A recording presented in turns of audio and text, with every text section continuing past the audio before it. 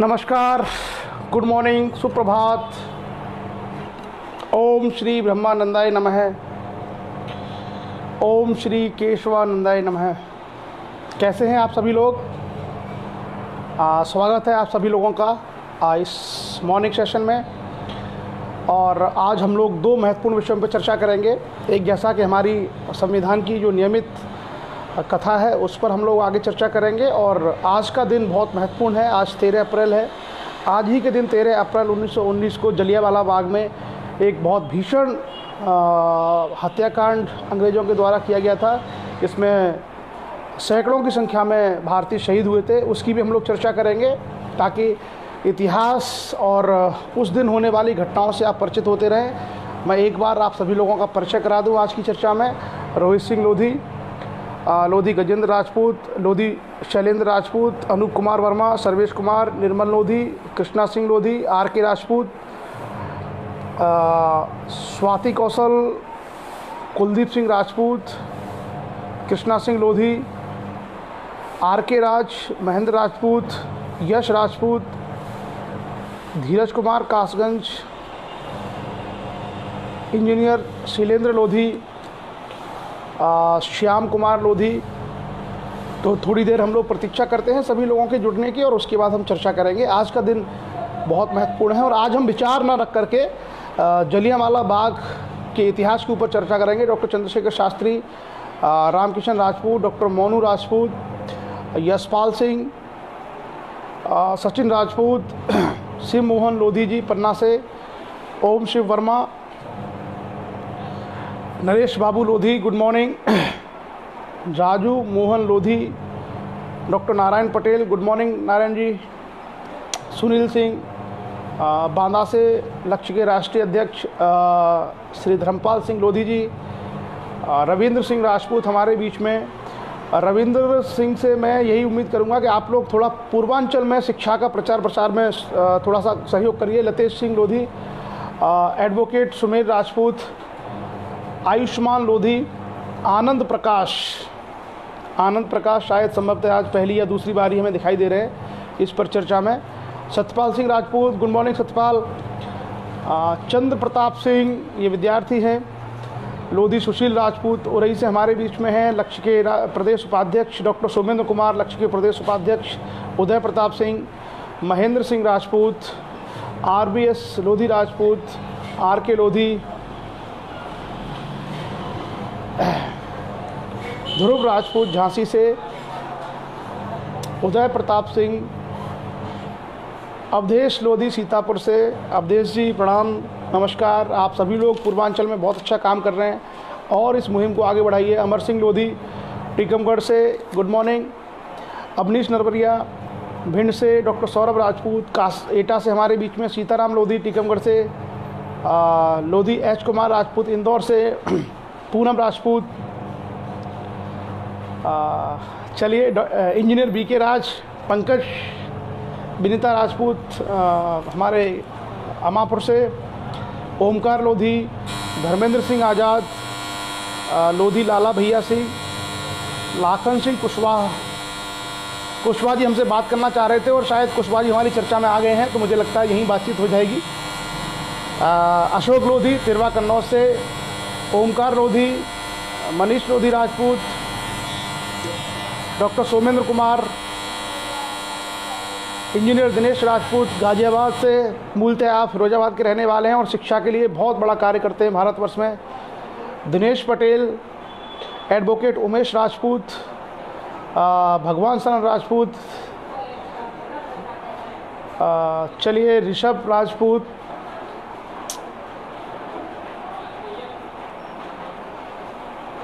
चलिए लोधी विकास राजपूत, धीरज राजपूत हमारे बीच में और भंवर सिंह नरवरिया साहब हमारे बीच में हैं भिंड से। लोधी नितेश राजपूत, इंजीनियर भुवनेश लोधी, चलिए very good morning. BS Rajput साहब, श्याम राजपूत, गुड मॉर्निंग, नमस्कार, सुप्रभात। श्याम बिहारी राजपूत हमारे बीच में कन्नौज से और लक्ष्य के राष्ट्रीय महामंत्री, कल हम उनको लाइव देख रहे थे। श्री पूरन सिंह पटेल साहब हमारे बीच जुड़ चुके हैं। सुमेर लोधी हमारे विद्यार्थी हैं, पीसीएस की तैयारी कर रहे हैं, वो हमारे बीच में हैं। यश प्रताप सिंह, धीरज राजपूत, लवकेश लोधी पन्ना से, पद्मेश लोधी जी हमारे बीच में हैं। गुड मॉर्निंग पद्मेश जी। आपकी तरफ से कुछ ज़्यादा आवाज़ में डिस्टर्ब आ रहा है, मुझे लगता है मेरी तरफ से तो ठीक है, शायद आप चेक करिए कहीं आपकी तरफ से दिक्कत तो नहीं है। यहाँ तो आवाज़ अब बिल्कुल क्लियर है, माहौल भी एकदम शांत है। राजीव राजपूत हमारे बीच में हैं, आप बैंक मैनेजर हैं। शिवशंकर राजपूत युवा समाज सेवी लखनऊ से हमारे बीच में हैं। और RAS नरवरिया साहब आगरा से हमारे बीच में हैं। आप मूलतः स्वामी केशवानंद जी की भूमि से हैं। तो चलिए, गुड मॉर्निंग सभी का। अब लगभग 74 लोग परिचर्चा में हो चुके हैं और अब हम लोग आज का ये लाइव सेशन आरंभ करते हैं और इस बीच में जो लोग जुड़ते रहेंगे उन सबका स्वागत रहेगा। अभी हमारे बीच में लोधी प्रशांत वर्मा युवा समाज सेवी, वीरेंद्र राजपूत बदायूं से, PC लोधी और ओम प्रकाश नरवरिया साहब हमारे मध्य प्रदेश के लक्ष्य के प्रभारी। तो देखिए, मध्य प्रदेश के लक्ष्य के प्रभारी जुड़ चुके हैं। छत्तीसगढ़ से पटेल साहब जुड़ चुके हैं। महाराष्ट्र से जो प्रभारी हैं हमारे BS राजपूत साहब जुड़ चुके हैं और संभवतः बहुत जल्दी ही CL पथरिया जी गुजरात से आएंगे हमारे बीच में। उत्तर प्रदेश के लगभग अधिकांश लक्ष्य के पदाधिकारी और स्वयंसेवक हमारे बीच जुड़ चुके हैं। संजय सिंह राजपूत, आकाश सिंह हमारे बीच में जुड़े हैं। Good morning Akash. देव राजपूत और राहुल नागपुरे। तो चलिए, very good morning to all of you. नमस्कार। स्वामी जी की पावन भूमि से हमारे बीच में हरिचरण फौजी और 2 फौजी एक साथ आए हैं। हरिचरण फौजी हमारे साथ हैं और उसके साथ फौजी उदय सिंह भी हमारे बीच जुड़ चुके हैं। दोनों जो है प्रहरियों का स्वागत है। प्रेम नारायण जी। चलिए, तो लगभग 75+ के आसपास आप लोग जुड़ चुके हैं और अब हम लोग अपना ये सेशन आरंभ करते हैं। नरेश कुमार लोधी। तो आज जो दिन है, आज का दिन जैसा हमने चर्चा की थी कि आज हम लोग विचार के बजाय एक विषय पर बात करेंगे संविधान की चर्चा से पहले, और वो विषय है 13 अप्रैल 1919 की जो घटना आज से लगभग 100 साल पहले हुई थी, जलियांवाला। आप सभी लोगों ने सुना होगा, जलियांवाला बाग में बहुत सारे भारतीयों को शहीद कर दिया गया था अंग्रेज़ों के द्वारा। तो वो जलियांवाला बाग क्यों हुआ था, उसके पीछे वजह क्या थी, और कई सारी चीज़ें हमें समझ में आएंगी जलियांवाला बाग से। ये घटना 13 अप्रैल यानी आज के ही दिन की घटना थी, 13 अप्रैल 1919, और उस दिन बैसाखी का दिन था। बैसाखी का दिन मतलब लगभग फसलें काट ली जाती थी उस समय, और उसके बाद एक त्यौहार मनाया जाता था, और उस त्यौहार के लिए बहुत सारे लोग वहाँ एकत्रित हुए थे। जलियांवाला अमृतसर के पास ये पड़ता है, जो लोग गए होंगे उन्होंने देखा भी होगा। डॉक्टर लाल सिंह राजपूत आगरा से और SRL राजपूत, इनका भी हम लोग स्वागत करते हैं। तो घटना के पहले हम जाते हैं कि ये जलियांवाला बाग था क्या और ये सारी चीज़ें क्यों हुई थी।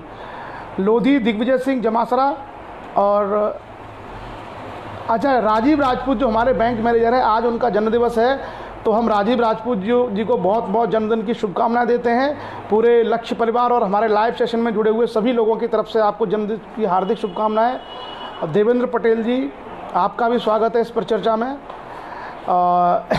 चलिए, तो अब हम लोग शुरू करते हैं। वैभव हमारे बीच में आ चुके हैं। जलियांवाला बाग हत्याकांड क्यों हुआ और उससे पहले की घटनाएं क्या थी, ये हम लोगों को पता रहना चाहिए। और ख़ास करके इतिहास को जानने का एक तरीका ये भी होता है कि इतिहास में किसी तिथि पर अगर कोई विशेष घटना होती है तो हम लोग उसके बारे में चर्चा अगर उस दिन कर लें तो वो शायद हमें अधिक याद रहती है। टीलेश लोधी जी और डॉक्टर हरीश चंद्रा जी जो हमारे मित्र हैं, दिनेश लोधी जी, उनका भी स्वागत है। मनोज वर्मा जी, आपका स्वागत है। तो और अमित राजपूत मनोज वर्मा, अमित राजपूत, सभी लोगों का स्वागत है। लोधी लाला भैया सिंह हमारे बीच पन्ना से हैं। आप लक्ष्य के बहुत समर्पित स्वयंसेवक हैं मध्य प्रदेश में, पन्ना जिले में लोधी लाला भैया सिंह। तो आज हम लोग चर्चा करने वाले हैं कि ये जलियांवाला बाग हत्याकांड क्या था और इसकी बैकग्राउंड क्या थी। आप लोग जानते होंगे कि भारत में 1757 में एक लड़ाई हुई थी जिसको बोलते हैं वार ऑफ प्लासी, प्लासी का युद्ध। 1757 में प्लासी का एक युद्ध हुआ था। प्लासी के युद्ध में अंग्रेज़ों ने पहली बार सिराजुद्दौला को हराया था, जो बंगाल का नवाब था। और उसके बाद 1764 में एक और लड़ाई हुई थी जिसको हम बोलते हैं the war of Buxar, Buxar का युद्ध। बक्सर के युद्ध में मुग़ल बादशाह, लखनऊ के नवाब, अवध के नवाब और बंगाल के नवाब की तीनों की मिलीजुली सेनाओं को भी अंग्रेज़ों ने हरा दिया। इस प्रकार से 1757 में जो शुरू हुआ अंग्रेज़ों का भारत पर जीत का सिलसिला, वो 1764 की बक्सर की लड़ाई में एक बड़ी जीत उन्होंने हासिल की और भारत में अपनी शक्ति को उन्होंने फैलाना आरंभ कर दिया। और धीरे धीरे हम देखते हैं कि अंग्रेज जो गवर्नर जनरल हुआ करते थे वो अलग अलग तरह की नीतियों के माध्यम से भारत पर उन्होंने आधिपत्य स्थापित किया, चाहे वो विलय की नीति हो, हड़प की नीति हो, चाहे वो सहायक संधि हो या युद्ध, प्रत्यक्ष युद्ध के द्वारा, जैसे मराठों से उन्होंने युद्ध किया, सिखों से युद्ध किया। तो कुल मिलाकर के इस तरीके से भारत भर पर उन्होंने अपना आधिपत्य स्थापित किया। लेकिन जब कोई देश परतंत्र हो जाता है, जब कोई देश किसी देश के अधीन हो जाता है, तो आप जानते हैं कि उस देश के लोग, वो देशवासी संघर्ष करते हैं, प्रयास करते हैं कि किसी तरीके से अपने देश को मुक्त किया जाए। तो भारत में भी ये सिलसिला उसी दिन आरंभ हो गया था जिस दिन जब से ब्रिटिश लोगों ने, अंग्रेज लोगों ने भारत में अपने पैर जमाना आरंभ किए थे। और आप देखते हैं कि तमाम किसानों ने, आदिवासियों ने कई सारे आंदोलन किए। 1842 में जो क्रांति हुई थी, जिसको पहली बड़ी क्रांति कहा जाता है, उसमें आपने राजा हृदय शाह का नाम सुना होगा। राजा हृदय शाह के नेतृत्व में बुंदेला, गोंड, तमाम लोगों ने वहाँ क्रांति की थी। बुंदेलखंड क्षेत्र में, जबलपुर उसका केंद्र था। राजा हृदय शाह को नर्मदा टाइगर के नाम से भी जाना जाता था। उस क्रांति के बाद आप आगे देखेंगे कि सन 1857 में पूरे देश में अंग्रेज़ों के खिलाफ एक बड़ा आंदोलन हुआ, जिसको हम लोग स्वतंत्रता की पहली लड़ाई बोलते हैं। हालांकि आपसी समन्वय न होने के कारण से या कुछ अंग्रेज़ों की बेहतर तैयारियों के कारण वो सफल नहीं हो पाया और उसके बाद ये चीज़ें लगातार चलती रहीं। तो ब्रिटिश अपनी पकड़ को मजबूत बना रहे थे और भारतीय आज़ाद होने के लिए निरंतर संघर्ष कर रहे थे। इसी कड़ी में आप देखेंगे कि 1885 में कांग्रेस का गठन हुआ और कांग्रेस ने भारत की आज़ादी के लिए संगठित होकर के प्रयास आरंभ किए और ये प्रयास लगातार चलते रहे। लेकिन जैसे जैसे भारतीय संगठित होते थे वैसे वैसे अंग्रेज नए नए कानून ला करके भारत पर अपना शिकंजा मजबूत करते रहे। इसी बीच में आपने देखा होगा कई सारी ऐसी गतिविधियां हुई जिसमें भारतीयों ने व्यक्तिगत शौर्य का परिचय दिया। तो भारतीय लोग आंदोलन और विद्रोह ना कर सकें, इसी के लिए 1916 में सिडनी रॉलेट नाम का एक अंग्रेज अधिकारी था। सिडनी रॉलेट, आई थिंक वो न्यायाधीश था, और उसकी अध्यक्षता में एक आयोग का गठन किया गया, सिडनी रॉलेट। और उस सिडनी रॉलेट ने एक कानून लेके आए वो भारत के लिए, और उस कानून को कहा जाता है रॉलेट एक्ट।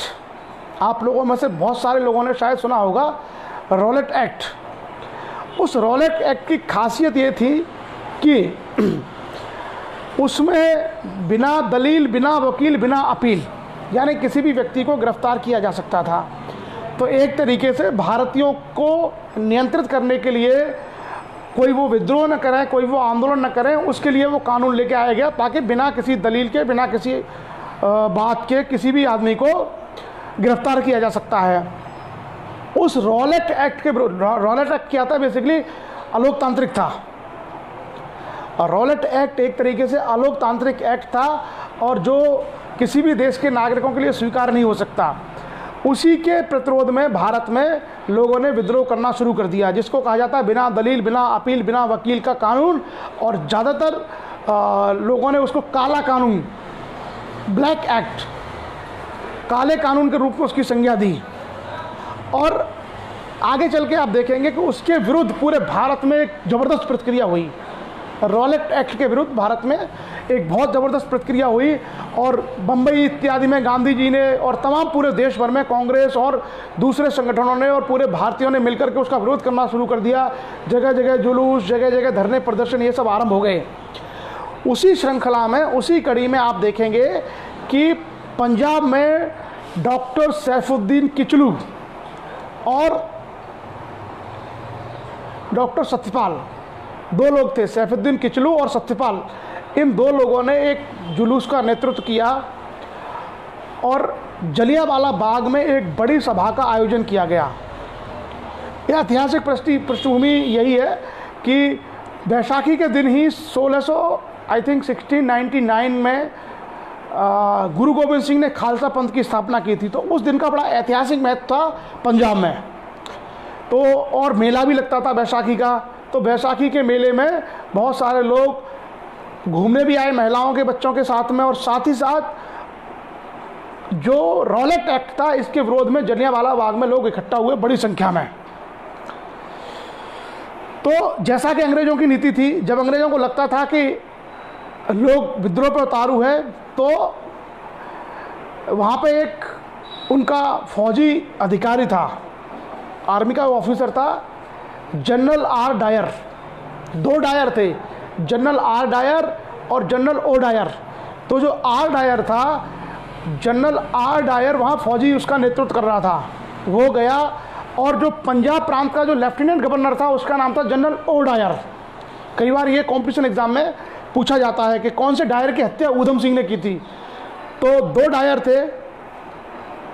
एक जो डायर था वो जनरल आर डायर ने वहाँ पर गया पूरे दस्ते के साथ, फौजी दस्ते के साथ, और बिना किसी चेतावनी,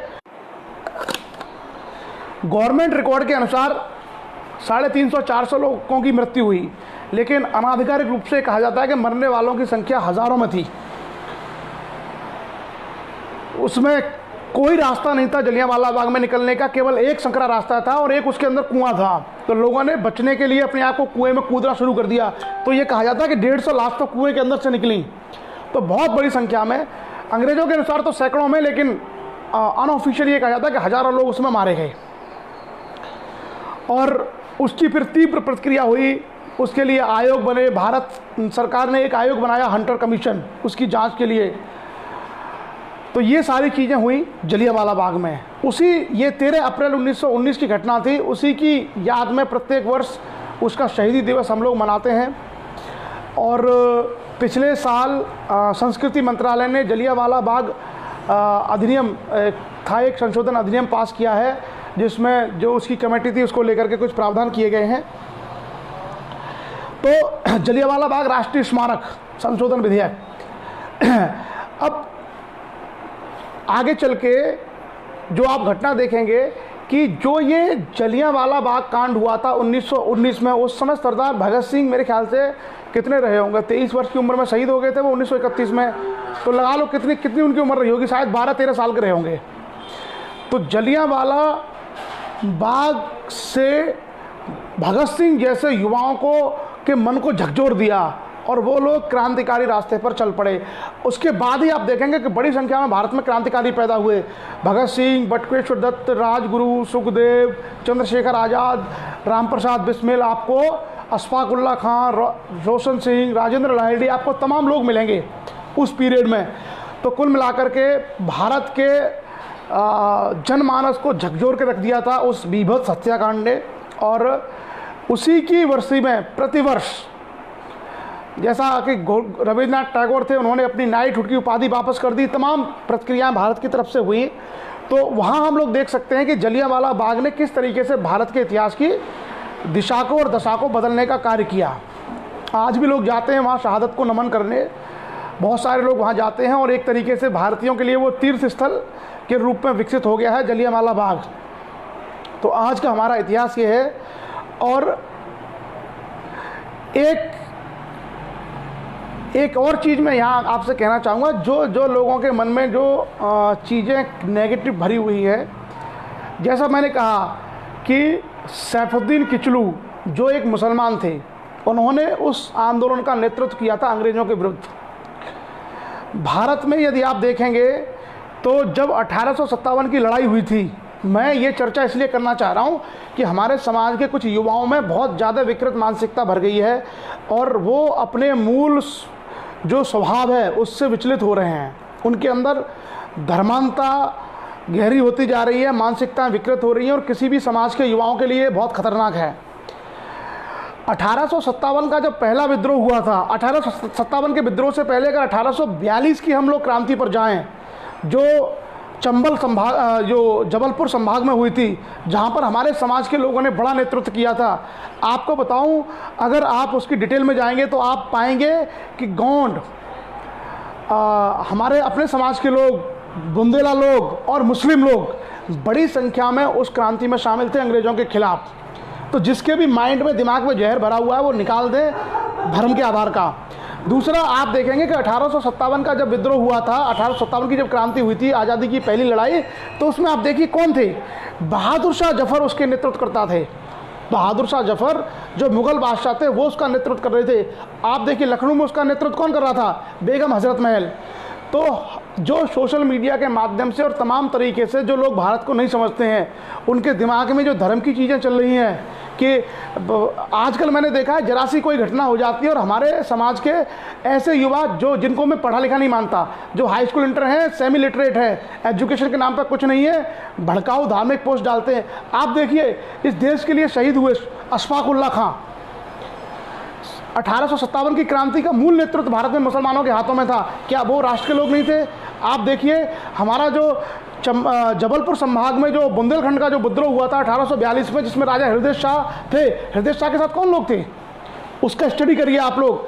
तो इस तरह की जो नफ़रत वाली और समाज में बहुत ही नेगेटिव जो पोस्ट डालते हैं धर्म के आधार पर, ये अनएक्सेप्टेबल है और किसी भी समाज के युवाओं के लिए बहुत ख़तरनाक है।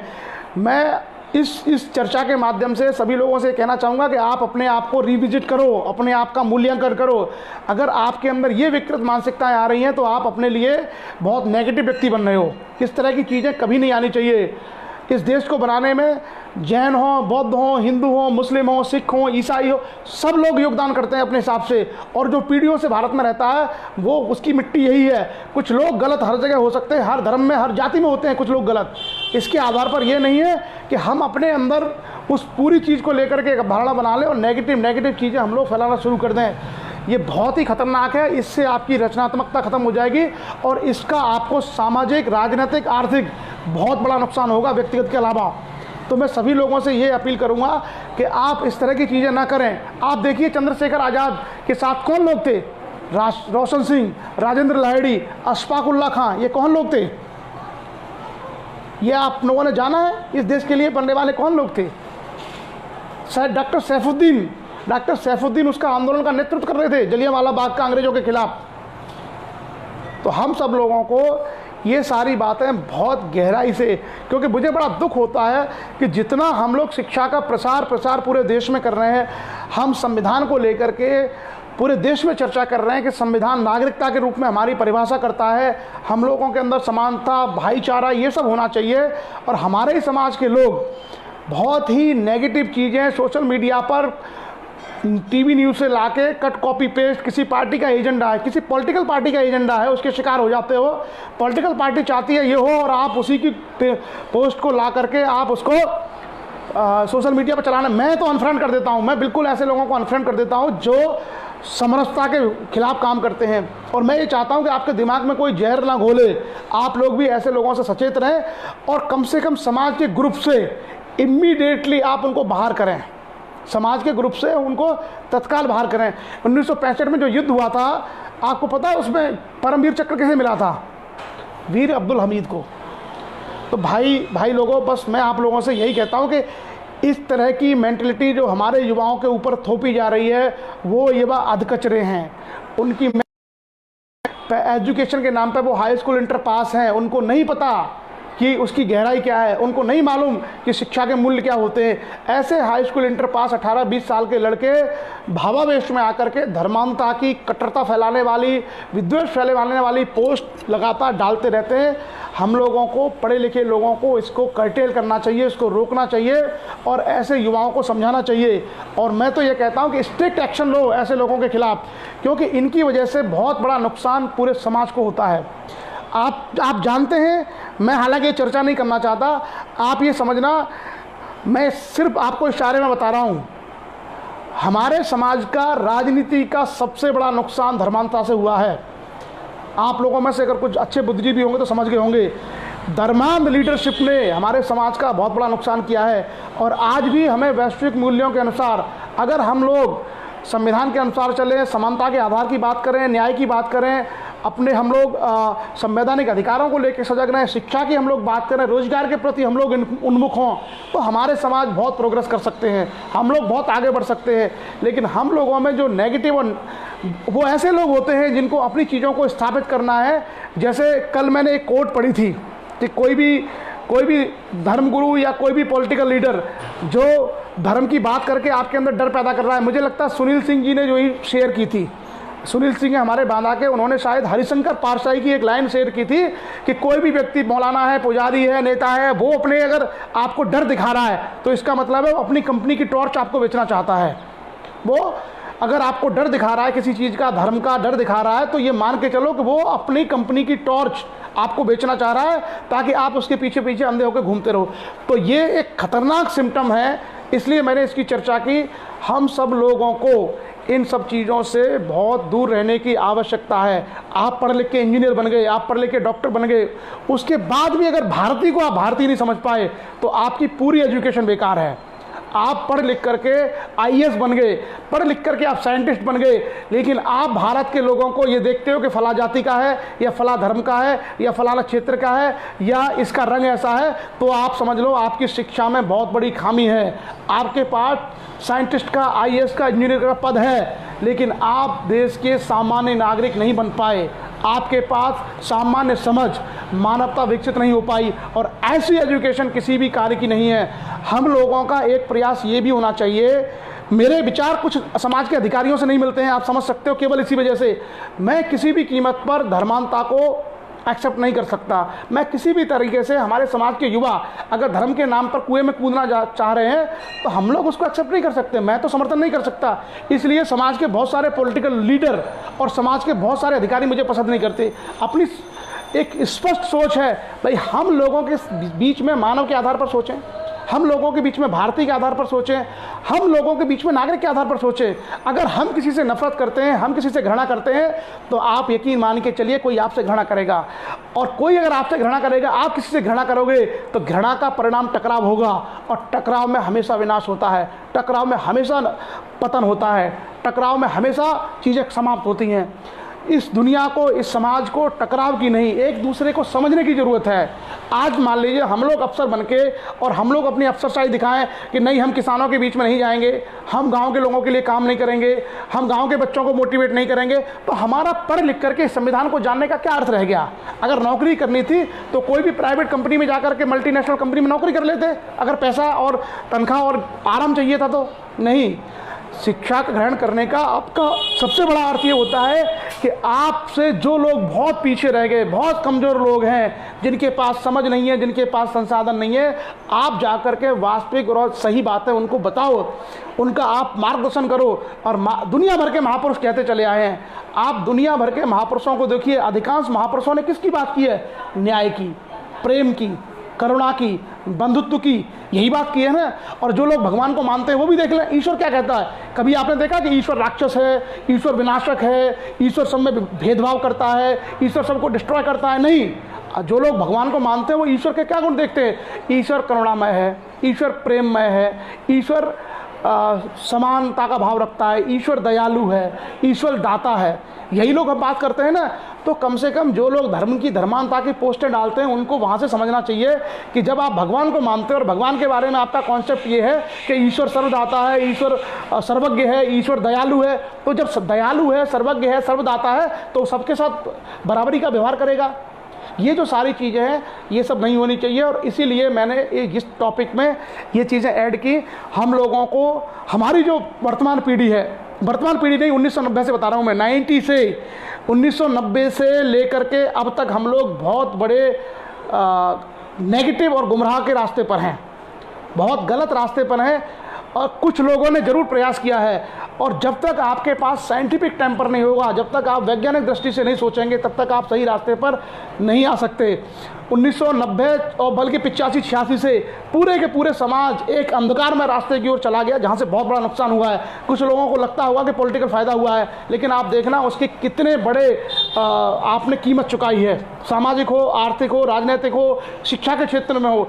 दुनिया पढ़ लिख करके, अफसर बन करके, इंजीनियर बन के आगे बढ़ गई, और हम लोग वही जिंदाबाद मुर्दाबाद और तमाम धर्मों के झंडे उठाए पड़े हैं। तो मेरा आप सब लोगों से ये कहना है कि इस चीज़ को लेकर के अब गंभीर हो जाए। बहुत सतर्क होने की, बहुत समझने की आवश्यकता है। आपको नेगेटिव चीज़ें बहुत जल्दी आकर्षित करेंगी, जो आपके व्यक्तित्व को विकृत करेंगी, वैसी चीज़ें आपको बहुत तेज़ी से आकर्षित करेंगी। लेकिन सत्य का मार्ग थोड़ा सा कठिन है। अगर थोड़ा सा हम लोग ध्यान दें तो हम लोग बहुत अच्छे तरीके से समाज निर्माण कर सकते हैं, बहुत अच्छे तरीके से। तो आप सब लोगों को इस पर सोचने की आवश्यकता है। और मैं पढ़ने के लिए सब लोगों से क्यों निवेदन करता हूं? मैं जानता हूं कि मेरी बात हर व्यक्ति नहीं मानेगा, लेकिन मैं पढ़ने के लिए इसलिए निवेदन करता हूं कि अगर कोई व्यक्ति जैसे कई विषयों का जानकार है, उसने दुनिया भर की कई सारी भाषाएं सीखी हैं, बहुत बड़ा अनुभव है उसके पास, उसने कई सारी किताबें लिखी हैं, तो आप ये मान के चलिए कि उसका जो अनुभव है, जो उसने अपनी पुस्तकों में उतारा है, वो सारा अनुभव हम हासिल नहीं कर सकते। मान लीजिए किसी ने 4 सब्जेक्ट में मास्टरी कर ली है और उसको 4-5 भाषाओं का ज्ञान है और दुनिया भर के कई सारे देशों में घूमा है, हो सकता है हम में से बहुत सारे लोगों को ये एक्सपीरियंस ना मिल पाए, हम में से बहुत सारे लोग ये काम ना कर पाएँ, इतनी पढ़ाई नहीं कर पाएँ, इतना घूम नहीं पाएँ। तो वो हमको ये दर्शाता है कि अगर हमने थोड़ा सा उसको पढ़ लिया तो हो सकता है उसने जो मेहनत करके ज्ञान सीखा था वो हमको बहुत आसानी से मिल जाए।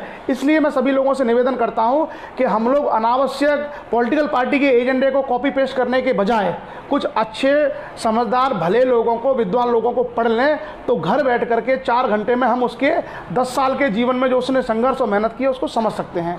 आप सब लोग इन सब चीज़ों को समझिए और किसी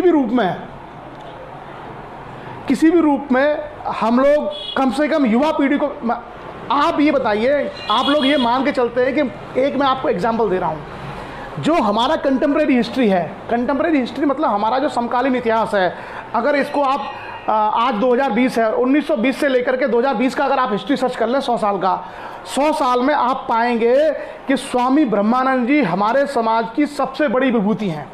पिछले 100 साल में 1920 से लेकर 2020 तक का, अगर स्वामी ब्रह्मानंद जी हमारे लिए पूजनीय हैं, हमारे हर बैनर पर, हर कार्यक्रम में, हर जगह वो लगते हैं, अगर हम उनको ही पढ़ लें, क्या स्वामी ब्रह्मानंद जी राजनेता नहीं थे? 2 बार सांसद रहे, पॉलिटिकल पर्सन थे, लेकिन आइडियोलॉजी क्या थी?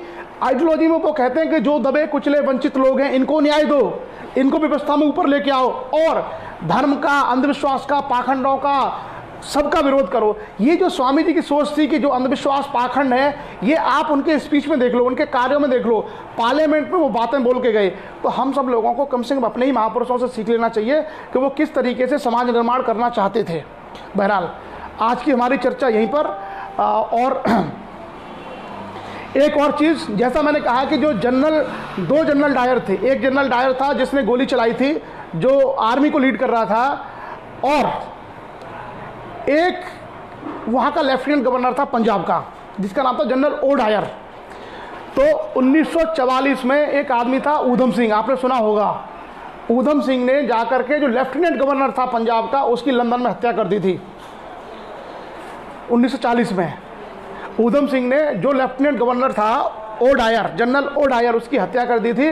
और बाद में भारत में ऊधम सिंह को शहीद का दर्जा है और उनके नाम से उत्तराखंड में एक डिस्ट्रिक्ट भी आपने सुना होगा, ऊधम सिंह नगर।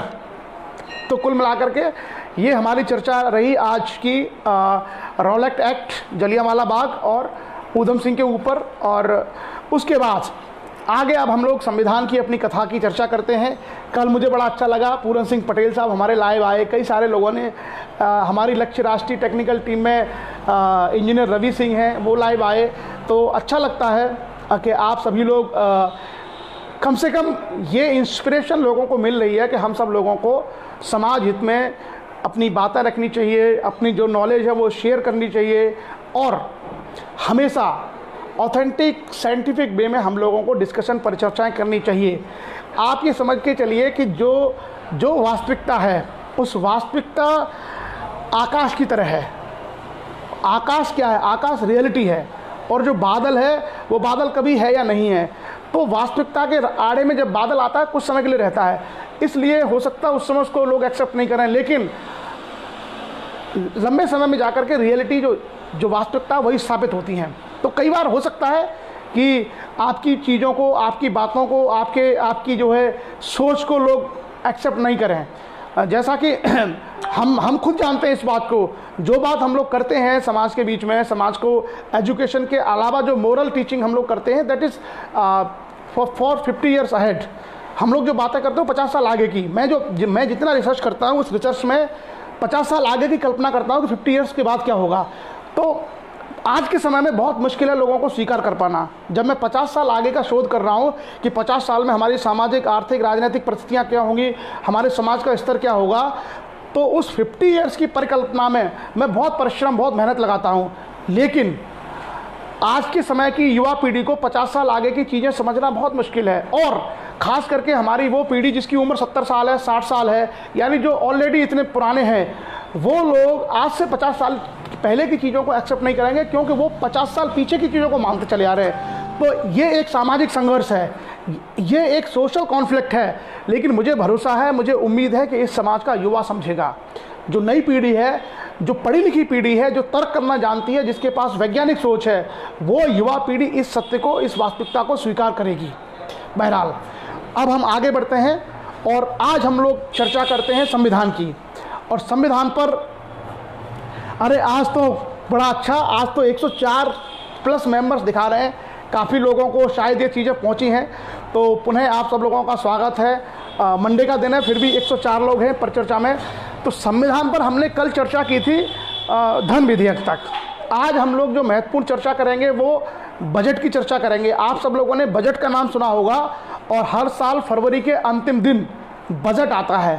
तो बजट में हम लोग जो आम जो भारतीय हैं वो क्या देखते हैं कि वो लोग देखते हैं क्या महंगा है, क्या सस्ता होने वाला है। आम लोग जो सोचते हैं कि बजट क्या है, कि भाई क्या चीज़ें महंगी हो रही हैं, क्या सस्ती हो रही हैं, बस इतनी ही आम लोगों को उसकी टेंशन होती है। और जो टैक्स पेयर होते हैं, सरकारी नौकरी में और प्राइवेट नौकरी में काम करने वाले, वो लोग देखते हैं कि टैक्स की जो दरें हैं वो 2.5 लाख तक कितना है, 5 लाख तक कितना है, क्या उसमें कोई छूट मिलेगी या अलग से कोई टैक्स रिबेट मिलेगा। ये हम लोग केवल 2 चीज़ें मुझे लगता है आप सभी लोग देखते होंगे बजट में। आज हम लोग बजट की बात करेंगे। बजट में संवैधानिक प्रावधान क्या है, constitutional provision regarding the budget in constitution, वो उसकी हम लोग चर्चा करेंगे। तो कल जैसा आपने देखा होगा हमने संविधान के अनुच्छेद 111 तक की चर्चा करी थी। अब संविधान 112 से, संविधान के अनुच्छेद 112 से आर्टिकल 112 वहाँ से स्टार्ट होता है फाइनेंशियल सब्जेक्ट्स। क्या फाइनेंशियल सब्जेक्ट हैं? भारत के संविधान के अनुच्छेद 112 में कहा गया है कि भारत का राष्ट्रपति प्रत्येक वर्ष दोनों सदनों के सम्मुख वार्षिक वित्तीय विवरण प्रस्तुत करवाएगा। क्या प्रस्तुत करवाएगा? दोनों सदनों के सम्मुख वार्षिक वित्तीय विवरण, एनुअल फाइनेंशियल स्टेटमेंट। तो एक बात आप लोग याद रखना, भारत के संविधान में कहीं बजट शब्द का प्रयोग नहीं है। इसके लिए जो शब्द प्रयुक्त किया गया है उसका नाम है वार्षिक वित्तीय विवरण। इंग्लिश में है annual financial statement. Annual financial statement, वार्षिक वित्तीय विवरण। और ये कौन रखवाएगा? ये रखवाएगा भारत का राष्ट्रपति। तो पहले बजट जो है फरवरी के स्टार्टिंग में आता था और रेल बजट और आम बजट दोनों अलग अलग होते थे। अब जो है ये जो बजट है वो फरवरी के अंतिम दिन आता है, फरवरी के लास्ट डे पर आता है। और अब रेल बजट और आम बजट अलग अलग नहीं होते, रेल बजट और आम बजट अलग अलग होता है। आम बोलचाल की भाषा में जिसे हम लोग बजट कहते हैं उसका नाम है वार्षिक वित्तीय विवरण। तो संविधान के अनुच्छेद 112 के अनुसार भारत का राष्ट्रपति, द प्रेसिडेंट ऑफ इंडिया, वो दोनों सदनों के सम्मुख यानी लोकसभा और राज्यसभा के सम्मुख क्या प्रस्तुत करवाएगा? भारत का वार्षिक वित्तीय विवरण, जिसमें आय व्यय के खर्चे होंगे। बजट का बेसिकली मतलब क्या है? बजट बेसिकली होता है किसी भी आय और व्यय का हिसाब किताब। हमारे आय कितनी है, हमारे खर्चे कितने हैं, इसको हम लोग बोलते हैं बजट। अगर इकोनॉमिक्स में आप आओगे तो इकोनॉमिक्स में बजट का मतलब यही होता है कि हमारी इनकम क्या है और हमारा एक्सपेंडिचर क्या है। लेकिन जब भारत सरकार का बजट बनता है तो बजट वो 3 साल के लिए होता है, 3 साल के लिए होता है। और ये आप लोग इस पर समझ लें, जो पिछला समय जो पिछली साल जो निकल गई थी, जैसे मान लीजिए लास्ट ईयर जो फाइनेंशियल ईयर था, लास्ट जो वित्तीय वर्ष था, उस वित्तीय वर्ष में एक्चुअल हमारे खर्चे कितने हुए उसका पूरा हिसाब हमारे सामने आ जाता है। तो एक तो उस साल का पूरा ब्यौरा होता है, दूसरा करंट ईयर जो चल रहा है, जिस ईयर में बजट पेश किया जा रहा है। भारत का जो फाइनेंशियल ईयर होता है दैट स्टार्ट फ्रॉम अप्रैल 1 से लेकर के 31 मार्च। तो भारत का वित्तीय वर्ष यानी फाइनेंशियल ईयर स्टार्ट होता है 1 अप्रैल से लेकर 31 मार्च तक का। तो बजट पेश होता है फरवरी में। तो इसका मतलब है बजट जब फरवरी में पेश हो रहा है तो किसी पर्टिकुलर करंट ईयर में पेश हो रहा है, यानी वो ईयर अभी चल रहा है, तो वो ईयर है हमारा करंट ईयर। उससे जो पिछला वाला ईयर था वो था पिछला वर्ष, और जो आगे आने वाला वर्ष है 1 अप्रैल से, वो है आगे आने वाला वर्ष। तो 3 सालों का लेखा जोखा बजट में होता है। जो पिछला वर्ष था उस पिछले वर्ष में एक्चुअल हमारे इनकम और खर्चे क्या थे इसका विवरण रहता है उसमें। जो अभी जो हमारा चल रहा है करंट ईयर, उस करंट ईयर में हमारे खर्चे कितने होंगे उसका विवरण रहता है। और आने वाला जो हमारा वर्ष है फाइनेंशियल ईयर, उसके लिए अनुमान जारी किए जाते हैं कि हमारी इनकम के अनुमान ये होंगे और हमारे खर्चों के अनुमान ये होंगे। तो एक बात हमेशा याद रखना, बजट में 3 सालों का प्रोविजन होता है, लास्ट ईयर, करंट ईयर और आने वाला जो ईयर है, उन 3 चीज़ों का स्पष्ट। और भारत के संविधान में बजट का प्रयोग नहीं होता है, भारत के संविधान में उसको वार्षिक वित्तीय विवरण कहते हैं। अक्सर आप लोग टीवी पर देखते होंगे।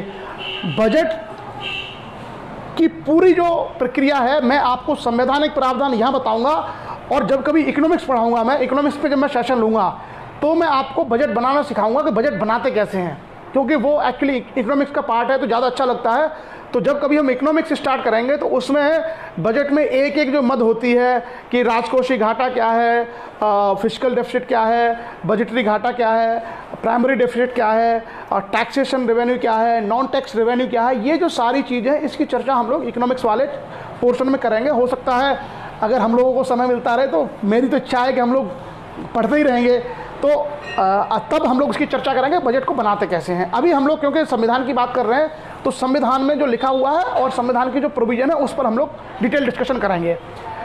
तो 112 हमने किया, उसके बाद आता है आर्टिकल 113, 113। तो जो अनुमान होते हैं, अनुमानों के संबंध में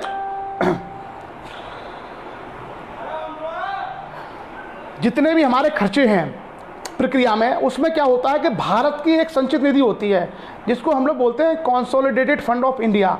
तो उसमें जितने भी उस पर भारित खर्चे हैं उस पर चर्चा होगी, लेकिन उस पर मतदान नहीं होगा। मान लीजिए संचित निधि में से कुछ खर्च करना है तो उस पर चर्चा होगी, लेकिन वोटिंग नहीं होगी। ये प्रोविजन 113 का है। अच्छा, अब मैं आपसे एक चीज़ और कहूँगा कि अभी जो चर्चा हम लोग करने वाले हैं ये थोड़ा सा इसमें जटिलता भी है, थोड़े से प्रोविज़न हम लोग डेप्थ में जाएंगे। तो आप सभी लोगों के लिए ये ज़रूरी नहीं है कि आप सभी लोग जानें, लेकिन हमारा ये प्रयास रहेगा कि बेसिक मूल बातें आप जानें और समझें। उसके बाद और हम लोग जो मेन पॉइंट होगा उसको पूरा डिस्कस करेंगे। बजट कैसे बनता है मैं उस पर एक पूरा का पूरा सेशन लूँगा कि बजट को बनाते कैसे हैं, किस तरीके से हम अलग अलग मंत्रालयों से उनकी डिमांड्स लेते हैं और फिर अलग अलग कैटेगरी में किस तरीके से डिवाइड करते हैं। ये पूरा एक सेशन बजट पे, क्योंकि बजट एक लंबा प्रोसीजर है और मुझे एक चार्ट बनाना पड़ेगा बोर्ड पर, उस चार्ट के माध्यम से मैं बेहतर आपको समझा पाऊँगा। उसके बाद आर्टिकल 114 है विनियोग विधेयक। तो भारत की जो संचित निधि है, संचित निधि जो होती है कंसोलिडेटेड फंड, उसको ये बोलते हैं कि भारत जो भी ऋण लेता है, जो भी कर से इनकम आती है, वो सारा डाला जाता है संचित निधि में, और उसी से राष्ट्रपति के वेतन और तमाम जो विकास कार्य खर्चा उसके लिए निकाला जाता है। तो भारत की संचित निधि से अगर हमें कोई भी पैसा निकालना है तो उसके लिए संविधान के अनुच्छेद 114 के अनुसार एक विधेयक लेके आया जाता है जिसको बोलते हैं विनियोग विधेयक। संविधान के अनुच्छेद 114 में एक विधेयक होता है जिसका नाम है विनियोग विधेयक। उस विनियोग विधेयक के माध्यम से ही भारत की संचित निधि से कोई भी पैसा निकाला जा सकता है। ये संविधान का अनुच्छेद 114 आर्टिकल 114। तो आप याद रखना, संचित निधि से ऐसे पैसा नहीं निकाल सकते। जब तक विनियोग विधेयक उसके लिए नहीं आएगा तब तक हम पैसा उससे नहीं निकाल सकते। और संचित निधि से अगर कोई पैसा निकालना है तो मैं आप लोगों की नॉलेज जरा चेक करता हूँ, ये कैसा विधेयक होगा। विनियोग विधेयक होगा। विनियोग विधेयक कैसे, इसका नेचर क्या होगा। विनियोग विधेयक का मतलब है पैसा संचित निधि से निकालने वाला विधेयक। तो क्या ये धन विधेयक होगा, क्या ये वित्त विधेयक होगा, क्या ये साधारण विधेयक होगा। मैं आपको 30 सेकंड का समय देता हूँ, आप लोग सोच के बताइए कि जो विनियोग विधेयक है, जो संचित निधि से पैसे निकालने के लिए लाया जाता है, ये विनियोग विधेयक कैसा विधेयक होगा। वित्त विधेयक, धन विधेयक या साधारण विधेयक। सोचिए और सोच के आप मुझे बताइए, फिर हम लोग आगे की चर्चा बढ़ाएंगे।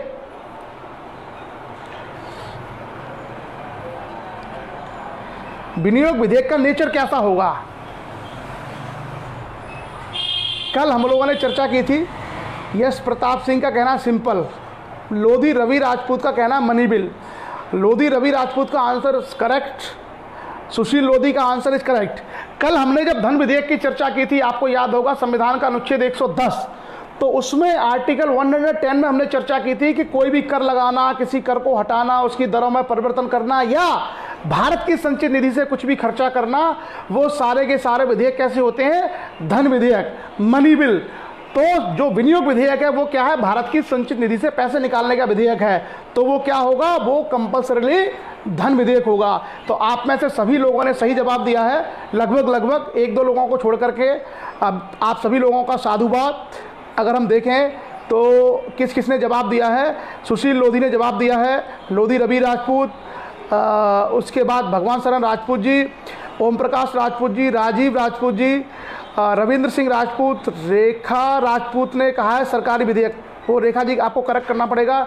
धीरज राजपूत, लोधी लाला भैया, पुष्पेंद्र राजपूत अटगांव, देवेंद्र पटेल, इंजीनियर शैलेंद्र लोधी, डॉक्टर नारायण पटेल, चंद्रशेखर शास्त्री, पूरन सिंह पटेल, आकाश सिंह, कुल मिलाकर डॉक्टर सुमेंद्र कुमार। तो सभी लोगों ने कहा कि धन विधेयक होगा। क्यों? क्योंकि बड़ा स्पष्ट प्रावधान है कि भारत की संचित निधि से अगर कोई भी धन निकाला जाएगा तो वो किसका भाग होगा? वो भाग होगा धन विधेयक का, मनी बिल का। क्लियर? चलिए अब हम आते हैं आर्टिकल 115, संविधान का अनुच्छेद 115। 115 के जो प्रोविजन है बहुत डिटेल में हम लोग नहीं जाएंगे। आप ये समझ लीजिए उसमें अनुपूरक मांगे, अतिरिक्त मांगे या अधिक अनुदान, यानी अनुपूरक, अतिरिक्त या अधिक अनुदान। तो अगर किसी भी वर्ष में कोई राशि अगर अपर्याप्त पाई जाती है तो उसके लिए अलग से राशि मांगी जा सकती है, उसके लिए अतिरिक्त मांगी जा सकती है, अनुपूरक मांगी जा सकती है या अधिक अनुदान की मांग की जा सकती है संबंधित मंत्रालय के द्वारा, क्योंकि वो संसदीय प्रणाली का हिस्सा है। तो मैं केवल आप लोगों के सामने सिर्फ इसको मेंशन कर रहा हूँ, उसका बहुत डिटेल में हम लोग नहीं जाएंगे। स्पष्ट? चलिए आगे संविधान का अनुच्छेद 116 आर्टिकल, जो हमारे लिए इंपॉर्टेंट आर्टिकल होगा उसकी हम पूरी व्याख्या करेंगे, और जो केवल सिंपल प्रोविजन है उसकी केवल हम सिर्फ उसको मेंशन करेंगे कि इसमें ये होता है। ये सब लोगों के लिए जानना जरूरी भी नहीं है, केवल जो सिविल सर्विसेज की या CDS, NDA की, बैंक की जो तैयारी कर रहे हैं उनके लिए बहुत अच्छा है। बाकी जो लोग हैं उनके लिए कॉमन पता होना चाहिए कि अगर किसी में जैसे कोई अनुदान कम पड़ गया है तो वो संविधान के अनुच्छेद 115 में उसको मांगा जा सकता है। उसके बाद आता है हमारा आर्टिकल 116, आर्टिकल 116। तो आर्टिकल 116 में 3 तरह की चीज़ें होती हैं, लेखानुदान, प्रत्यानुदान और अपवादानुदान। तो सबसे पहले हम बात करेंगे प्रत्यानुदान क्या होता है। प्रत्यानुदान का मतलब होता है कि अगर कोई आपातकाल की स्थिति आ गई, मान लीजिए अचानक से जैसे कोरोना संकट आ गया, तो कोरोना संकट की स्थिति में स्वास्थ्य मंत्रालय के लिए अचानक से अगर हमें अनुदान बढ़ाना पड़े तो उसको हम बोलते हैं प्रत्यानुदान। कभी कभार क्या होता है अपवाद, जैसे कोई विशेष आयोजन कर रहा है, मान लीजिए कोई मेले या बड़े किसी उसका भारत के स्तर पर कोई आयोजन करना है, तो उसके लिए अपवाद स्वरूप हमें अनुदान बढ़ा देते हैं, उसको बोलते हैं अपवाद अनुदान। और उसके बाद जो सबसे महत्वपूर्ण चीज़ है संविधान में वो है लेखानुदान। ये आप लोगों को आना चाहिए, लेखानुदान क्या होता है। इसको इंग्लिश में बोलते हैं वोट ऑन अकाउंट, लेखानुदान या vote on account. Vote on account का मतलब होता है, मैं आपको प्रक्रिया, ये इंपॉर्टेंट चीज़ है लेखानुदान, ये अक्सर आपको मिलेगा पढ़ने को कई बार। जब भी बजट आएगा तो कहेंगे लेखानुदान पर बात चल रही है, वोट ऑन अकाउंट पास करना है, कई बार आपको सुनने को मिलेगा। लेखानुदान का मतलब ये होता है कि बजट आता है फरवरी में और बजट पास होते अप्रैल तक या मार्च के एंड तक बजट पास हो पाता है। तो आप ये देखेंगे कि फरवरी से लेकर के अप्रैल तक के लिए या जब तक बजट पास नहीं हो जाता तब तक भी खर्चा होगा। उस खर्चे को चलाया कैसे जाए, उसके लिए पैसा कैसे निकाला जाए, तो उसके लिए आता है वोट ऑन अकाउंट, लेखानुदान। और लेखानुदान जब पास हो जाता है, लेखानुदान केवल खर्चों के लिए आता है कि इतना पैसा हम निकाल सकते हैं भारत के राजस्व से और उसको अलग अलग मदों में खर्च कर सकते हैं, उसको हम कहते हैं लेखानुदान। और लेखानुदान से ही मिलता जुलता एक शब्द है संविधान में, उसको बोलते हैं अंतरिम बजट। तो लेखानुदान क्या है? कम समय, जो शॉर्ट पीरियड होता है जहाँ पर बजट की राशि स्वीकृत होने के बाद खर्च करने के लिए नहीं मिलती है, उसके जो बीच का समय होता है, उस बीच के समय में खर्चे को चलाने के लिए लेखानुदान की मांगें पारित की जाती हैं, वोट ऑन अकाउंट। एक शब्द आपको संविधान में सुनने को मिलेगा, अंतरिम बजट। जैसे मान लीजिए कि चुनाव आने वाला है, मान लीजिए फरवरी में चुनाव है, या मान लीजिए आपका मई में चुनाव है या अप्रैल में चुनाव है, तो इलेक्शन के दौरान क्या होता है, जिस साल चुनाव होने वाला होता उस साल पूरे साल का बजट तो पेश किया नहीं जा सकता। मान लीजिए 3 महीने का या 4 महीने का पीरियड है जिसका बजट पेश किया जा सकता है। क्यों? क्योंकि अगले चुनाव के बाद किसकी सरकार बनेगी वो बजट पेश करेगा। तो चुनाव से पहले जब तक कि सरकार का टेन्योर है, उस समय के लिए जो बजट पेश किया जाता है उसको बोलते हैं अंतरिम बजट। और अंतरिम बजट और लेखानुदान लगभग एक सा होता है, लेकिन जो लेखानुदान है, वोट ऑन अकाउंट है, वोट ऑन अकाउंट में केवल खर्चे होते हैं, जबकि जो अंतरिम बजट होता है पीरियड दोनों का लगभग सेम होता है, दोनों ही समान परिस्थितियों में पेश किए जाते हैं। लेकिन अंतरिम बजट में आय के साथ साथ व्यय के साथ साथ आय का भी ब्यौरा देता है, यानी उसमें राजस्व का भी समावेश होता है, जबकि लेखानुदान में केवल और केवल खर्चे की बात है। तो मुझे लगता है वोट ऑन अकाउंट यानी लेखानुदान आपको समझ में आया होगा। ये कभी कभी पूछा जाता है, काफ़ी ये कॉम्पिटिशन एग्जाम्स के पर्पज से काफ़ी महत्वपूर्ण है लेखानुदान, इसको हम लोग बोलते हैं वोट ऑन अकाउंट। उसके बाद हम आगे बढ़ेंगे।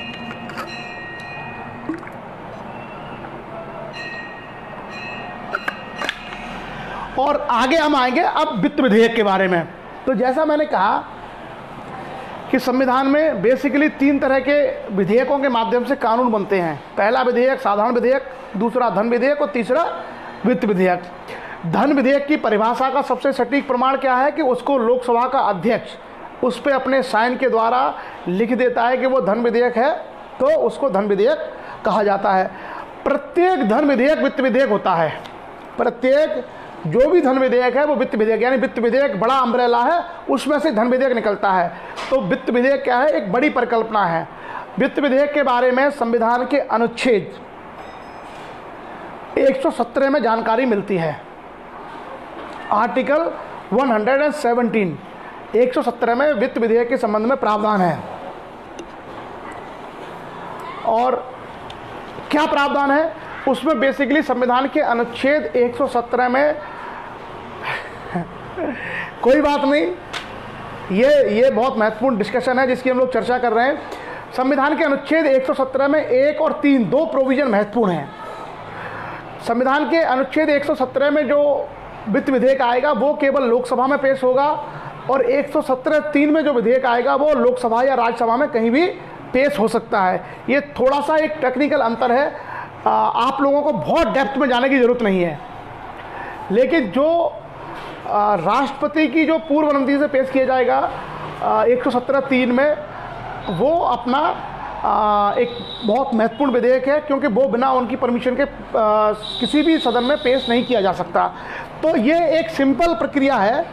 जैसा मैंने कहा कि धन विधेयक कंपल्सरी वित्त विधेयक होता ही है, लेकिन धन विधेयक के नीचे लोकसभा अध्यक्ष का साइन और वो होता है, वो उसको मेंशन करता है कि ये धन विधेयक है। वित्त विधेयक के बारे में ऐसी चीज़ें नहीं है। तो जो धन विधेयक में शामिल नहीं है और बाकी वित्त के मामलों से, लेन देन, खर्चे इत्यादि से रिलेटेड जो विधेयक आते हैं उनको वित्त विधेयक बोलते हैं। और ये जो वित्त विधेयक हैं वो नेचर में 2 तरीके के होते हैं। संविधान के अनुच्छेद 117(1) और 117(3) में उनके बारे में कहा गया है। 117(1) में है वो केवल पहले लोकसभा में आएगा, और 117(3) है वो किसी भी सदन में आ सकता है, चाहे लोकसभा हो चाहे राज्यसभा हो, लेकिन उसके लाने से पहले राष्ट्रपति की पूर्व अनुमति चाहिए। ये सिंपल प्रोविज़न है, उसके बहुत डिटेल की में हम लोग नहीं जाएंगे। तो मुझे लगता है वित्त विधेयक के बारे में संबंध हुआ, आपको स्पष्ट हुआ होगा कि धन विधेयक को छोड़कर के बाकी खर्चे से संबंध जितने विधेयक हैं वो सब वित्त विधेयक होते हैं। धन विधेयक की बस ये है, वित्त विधेयक और धन विधेयक में केवल ये अंतर है कि धन विधेयक को लोकसभा अध्यक्ष उस पर सील लगाता है, उस पर लिखता है कि धन विधेयक है। बाकी जितने सारे विधेयक हैं वो सब वित्त विधेयक ही होते हैं।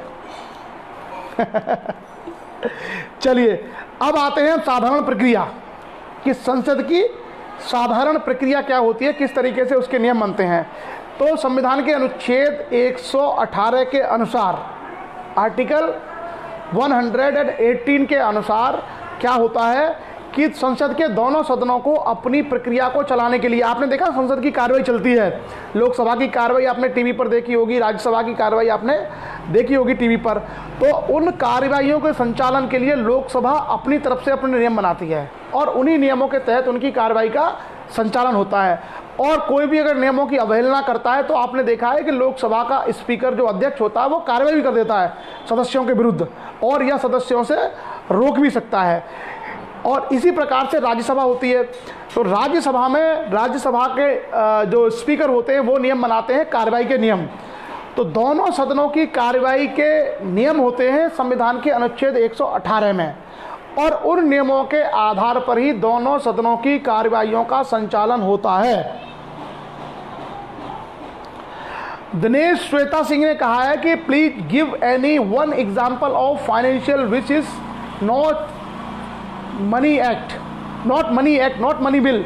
तो दिनेश जी, मैं आपसे ये कहना चाहूँगा कि इनकम से, पैसे से, वित्त से संबंधित कोई भी बिल अगर आता है, अगर उस पर लोकसभा के स्पीकर ने मेंशन नहीं किया मनी बिल, तो वो फाइनेंस बिल हो जाता है ऑटोमेटिक। और जिस फाइनेंस बिल पर लोकसभा के स्पीकर ने लिख दिया कि this may be considered as money bill, तो वो मनी बिल हो जाता है। सारे बिल ओरिजिनली फाइनेंस बिल होते हैं जो वित्त के, पैसे के, धन के लेन देन, खर्चे इत्यादि से संबंधित होते हैं। जिसको लोकसभा स्पीकर ने लिख दिया मनी बिल, वो मनी बिल हो जाएगा, अदरवाइज वो जिन पर नहीं लिखा वो सारे के सारे फाइनेंस बिल रहेंगे। तो मुझे लगता है मनी बिल और फाइनेंस बिल को लेकर के आप अब क्लियर हो गए होंगे। ओरिजिनली सारे बिल फाइनेंस बिल होते हैं, ओरिजिनली सारे बिल फाइनेंस होते हैं, लेकिन जिसको मनी बिल लिख दिया वो मनी बिल हो जाएगा और मनी बिल केवल और केवल लोकसभा में आएगा। दूसरा क्या होता है कि मनी बिल को 14 दिन के अंदर अंदर राज्यसभा को संस्तुति सहित या रहित भेजना होता है, लेकिन जो फाइनेंस बिल है वो सिंपल विधेयक की तरह 6 महीने तक राज्यसभा के पास या रह सकता है और 6 महीने बाद भी वो उस पर अपनी असहमति दर्ज कर सकता है। तो ये दोनों में अंतर है। बाकी money bill is a part of finance bill. जैसा कि हरिमोहन राजपूत जी ने कहा कि सारे जो धन विधेयक होते हैं वो वित्त विधेयक होते हैं, लेकिन सारे वित्त विधेयक धन विधेयक नहीं होते। धन विधेयक केवल वही होगा जिसको लोकसभा का स्पीकर कहेगा कि ये धन विधेयक है, अदरवाइज वो वित्त विधेयक रहेगा। मुझे लगता है स्पष्ट हुआ होगा। चलिए, तो जैसा मैंने कहा संविधान के अनुच्छेद 118 के अनुसार, संविधान के आर्टिकल 118 के अनुसार संसद के दोनों सदनों को अपने कार्यों का संचालन करने के लिए, नियमों को बनाने के लिए नियम बनाने के अधिकार है। अपनी कार्यवाही को संचालित करने के लिए नियम बनाने का अधिकार है और उन्हीं के आधार पर उसका संचालन होता है। दूसरा क्या होता है, संसद, उसके बाद आता है आर्टिकल 119। आर्टिकल 119 कहता है कि वित्तीय कार्य संबंधी जितनी भी प्रक्रियाएं जिनका वित्त से संबंधित है पार्लियामेंट में, वो सारी की सारी विधि द्वारा विनियमित है, यानी कानून के द्वारा रेगुलेटेड है। वो ऐसा नहीं है कि कोई भी उसको अनियंत्रित बनाएगा। यानी विधि संबंधी जितनी प्रक्रियाएं संसद में चलती हैं वो सारी की सारी प्रक्रियाएं क्या है, वो विधि द्वारा नियमित है, विधि द्वारा रेगुलेटेड है, सारी की सारी प्रक्रियाएं जो संसद में चलती हैं। उसके बाद आगे हम आते हैं, कुछ जो आर्टिकल अगर आपको लगता है तो कुछ आर्टिकल्स को आप लोग भी इग्नोर कर सकते हैं क्योंकि हमारे लिए महत्वपूर्ण बातें जानना आवश्यक है। आगे हम लोग आते हैं आर्टिकल 120। ये आपको जानना जरूरी है, संविधान का अनुच्छेद 120। संविधान का अनुच्छेद 120 ये कहता है कि संसद की भाषा क्या होगी। तो संसद में 2 भाषाएं मेनली हैं, एक संसद में मेनली 2 भाषाएं हैं, हिंदी और इंग्लिश। लेकिन हिंदी और अंग्रेजी के अलावा अगर कोई सदस्य असहमत है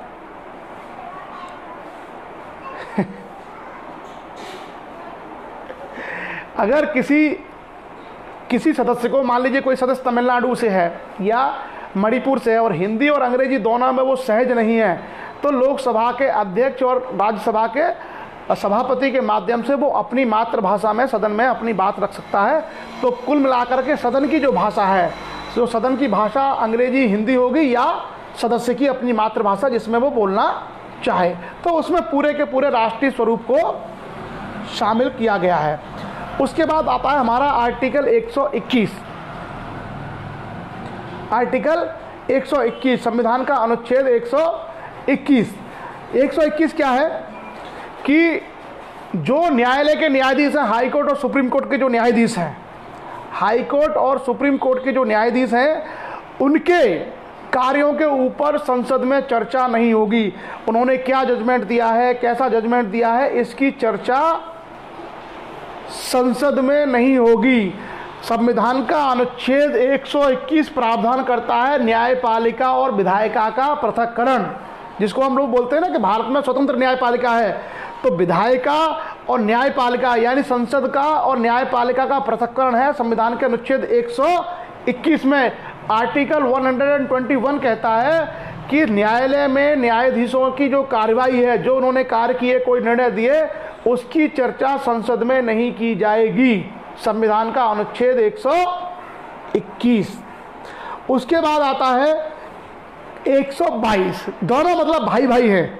121 ये कहता है कि न्यायालय में न्यायाधीशों के जो कार्य हैं सुप्रीम कोर्ट, हाई कोर्ट में, उसकी चर्चा संसद में नहीं होगी। और 122 ये कहता है कि संसद की जो कार्यवाही है, सांसदों ने क्या बोला, क्या कहा, उसकी समीक्षा किसी न्यायालय में नहीं होगी। तो एक तरीके से आर्टिकल 121 और 122 किसके संबंध में है? विधायिका और न्यायपालिका के पृथक्करण, दोनों की अपनी अपनी स्वतंत्रता के संबंध में। 121 में संसद चर्चा नहीं करेगा, 122 में न्यायालय चर्चा नहीं करेंगे।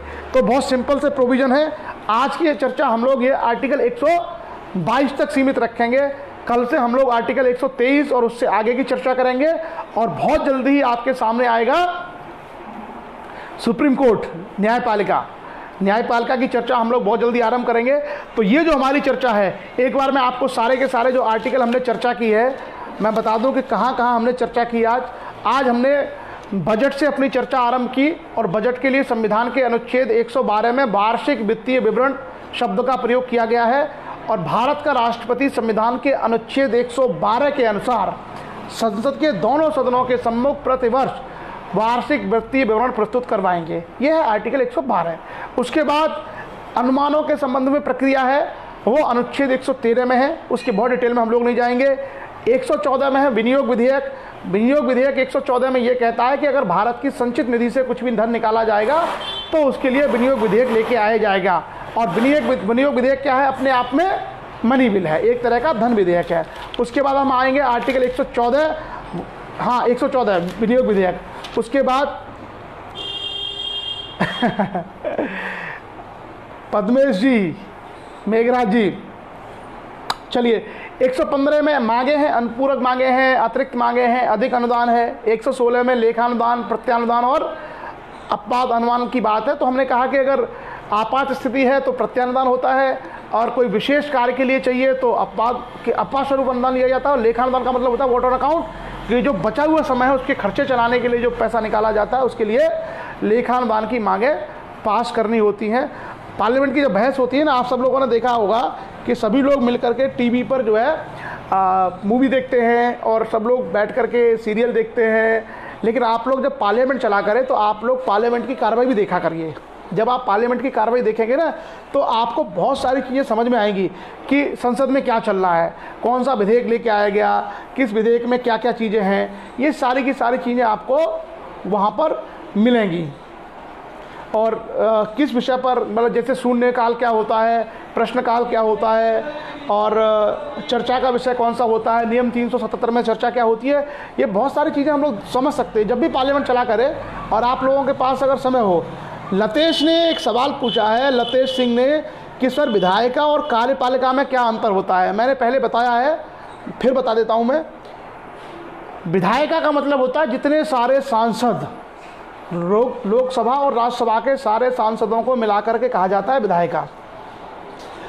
और उस विधायिका में से जो लोग मंत्री बनते हैं, प्रधानमंत्री और मंत्री बनते हैं, और जो राष्ट्रपति के लिए सहयोग करने के लिए सरकार जो बनती है, सरकार जो चलाते हैं, उसको हम बोलते हैं कार्यपालिका। तो विधायिका का मतलब है सारे चुने गए सांसद, सारे सांसद दोनों सदनों के। और कार्यपालिका का मतलब है उन सांसदों में से जो लोग मिनिस्टर बने वो लोग, प्लस आपके जो अधिकारी होते हैं, जो ऑफिसर्स होते हैं, जो काम करते हैं, ब्यूरोक्रेट्स, उनको कहा जाता है कार्यपालिका। तो विधायिका का जो काम है वो कानून बनाना है। कोई भी कानून बनाएगा संसद की बिना सहमति के बन ही नहीं सकता। लेकिन उस कानून का एग्जीक्यूशन कैसे होगा, उसका परिपालन कैसे होगा, ये सारा काम किया जाता है आपके कार्यपालिका के द्वारा। तो स्पष्ट हुआ होगा विधायिका और कार्यपालिका का आपको फर्क। उसके बाद जैसा मैंने कहा लेखा अनुदान की बातें थी, फिर 117 में वित्त विधेयक था, आर्टिकल 117(1) और 117(3) में 117 में ये था कि लोकसभा में ही पेश किया जाएगा, और 3 में ये था कि किसी भी सदन में हो सकता है लेकिन राष्ट्रपति की पूर्व अनुमति चाहिए। 118 में ये था कि संसद के दोनों सदनों के चलाने के लिए वो अपनी कार्रवाई के नियम बना सकते हैं, और 119 में ये था कि जो भी वित्तीय कार्य होंगे संसद में वो सारे के सारा विधि के द्वारा नियमित होंगे। ऐसा नहीं है कि कोई रैंडमली कुछ भी करना शुरू करे। और संसद में प्रयोग की जाने वाली भाषा आर्टिकल 120 वो कहता है कि हिंदी और इंग्लिश के अलावा जो भी मातृभाषा में सांसद विधायक बोलना चाहते हैं वो उनकी जो मातृभाषा है वो अनुमति दी जाएगी जो पीठ पर जो अधिकारी होगा, यानी अध्यक्ष और सभापति के द्वारा। 121 में कहता है कि न्यायाधीशों के द्वारा किए गए कार्यों की चर्चा संसद में नहीं होगी, और 122 ये कहता है कि संसद में किए गए कार्यों के बारे में कोई भी समीक्षा किसी न्यायालय में नहीं होगी। तो ये आज के हम लोगों ने विधायी प्रक्रिया से संबंधित, वित्तीय मामलों से संबंधित चर्चाएं की, और भाषा इत्यादि को लेकर के कुछ चर्चाएं हमने आर्टिकल 112 से लेकर के 122 यानी 11 आर्टिकल की हम लोगों ने आज चर्चा की। कुछ आर्टिकल आसान थे, कुछ आर्टिकल थोड़ा सा कठिन थे। तो जो आसान थे, आपको संविधान का कोई अनुच्छेद याद रहे ना रहे कोई दिक्कत नहीं है, आप सभी लोग इतना याद रखिए कि आपको वो प्रक्रिया पता होनी चाहिए कि भाई होता क्या क्या है। जैसा मैंने कहा कि कार्यपालिका का मतलब ये है, विधायिका का मतलब ये है, तो ये हमको पता होना चाहिए। या मान लीजिए हम लोगों को ये पूछा जाता है कि वित्त विधेयक क्या है, धन विधेयक क्या है, साधारण विधेयक क्या है, तो ये पता होना चाहिए। विनियोग विधेयक किसको बोलते हैं, लेखानुदान क्या होता है, बजट किसको बोलते हैं। अब आमतौर पर बजट के बारे में बहुत सारी चीज़ें लोगों को स्पष्ट नहीं थी। सरकार के पूरे वर्ष का आय व्यय का विवरण, उसको हम लोग बोलते हैं।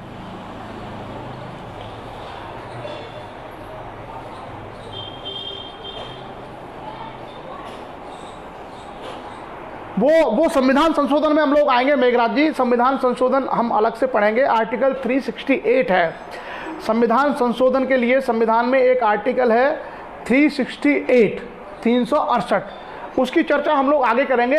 अच्छा, जो आगे की संविधान की हमारी परिचर्चा है, जैसा मैं सभी लोगों से कहता हूं कि हम लोगों को आर्टिकल 51A तक तो रटे होने चाहिए, आर्टिकल 51A तक तो रट लीजिए जिनको तैयारी इत्यादि करनी है। दूसरा, जो बाकी आर्टिकल्स हैं उसमें से मेन आर्टिकल, जैसे राष्ट्रपति के बारे में कुछ संविधान के अनुच्छेद, कुछ उपराष्ट्रपति के बारे में, कुछ राज्यसभा लोकसभा के बारे में, कुछ उसके बाद बजट के बारे में, कुछ आर्टिकल्स हमको पता होने चाहिए ताकि हम लोगों को रेफरेंस मालूम रहे कि संविधान में ये सारी चीज़ें हैं।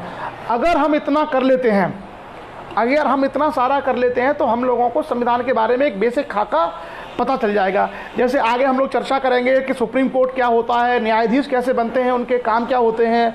उसके बाद हम राष्ट्रपति की शक्तियों के बारे में भी चर्चा करेंगे, प्रधानमंत्री के बारे में हम लोग चर्चा करेंगे, राज्य के उच्च न्यायालय और मुख्यमंत्री और राज्यपाल कैसे बनते हैं उसकी हम लोग चर्चा करेंगे। उसके अलावा हम लोग भारत में जो अलग अलग भाषाएँ हैं, अलग अलग आयोग हैं, चुनाव आयोग इत्यादि, इन सब की भी हम लोग चर्चा करेंगे। अभी आप लोगों ने कहा कि कुछ लोग रामायण और महाभारत देखने चले होंगे। मैं आपसे चलो एक चीज़ पूछता हूँ, एक सवाल पूछता हूँ, और तार्किक आधार पर आप लोग उसका आंसर सोचना। तार्किक आधार पर आप लोग उसका आंसर सोचना। जो रामायण है, उस रामायण में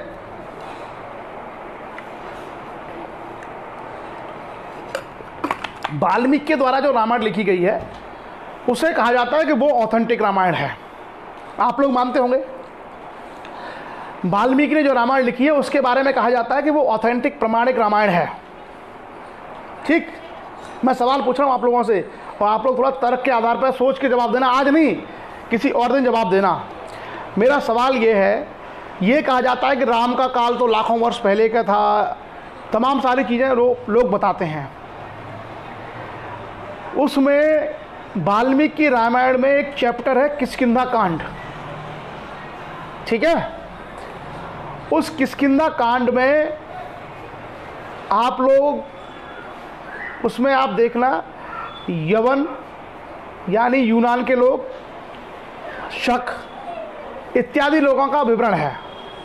एक श्लोक है वाल्मीकि रामायण में किष्किंधा कांड में, जिसमें यवनों की जानकारी है, यानी यूनान के लोगों के बारे में बोलता है वो, उसमें बोलता है कि शक लोगों के बारे में, जबकि हमारे जो अपनी धार्मिक परंपरा है उसके मामले में लोग कहते हैं कि तो भाई लाखों साल पुरानी बात है, तब तो दुनिया भर में ये यवन कुछ थे ही नहीं।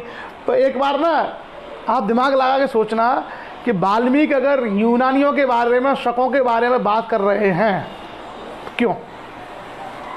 मुझे तो उसका उत्तर मालूम है, मैं आपको बता सकता हूँ, लेकिन मैं खाली आप लोगों से जानना चाहता हूँ कि आप लोग सोचना कि ये यूनानियों के बारे में उसमें श्लोक क्यों है। अगर आप लोगों को चाहिए तो उस श्लोक को मैं भेज दूंगा आपको, जो वाल्मीकि रामायण में किष्किंधा कांड में है, जिसमें यवन, कन्नौज, शक इत्यादि का विवरण है।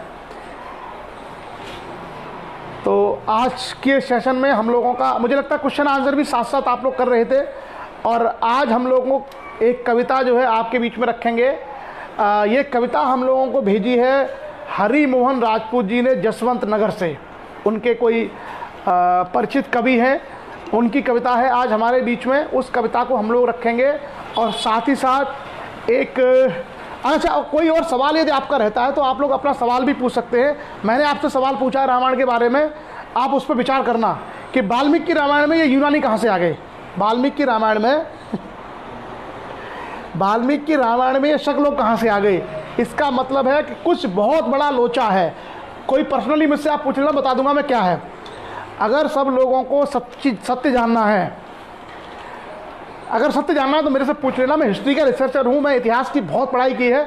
मैं आपको बता दूंगा कि शक यूनानी भारत में कब आए, किस काल की बात हो रही है, और ऐसा अगर वाल्मीकि लिख रहे हैं तो उसका रेफरेंस क्या है। और ये मैं नहीं कह रहा हूँ, ये वाल्मीकि रामायण में किष्किंधा कांड में आपको श्लोक है, वो श्लोक मैं आपको बता दूंगा।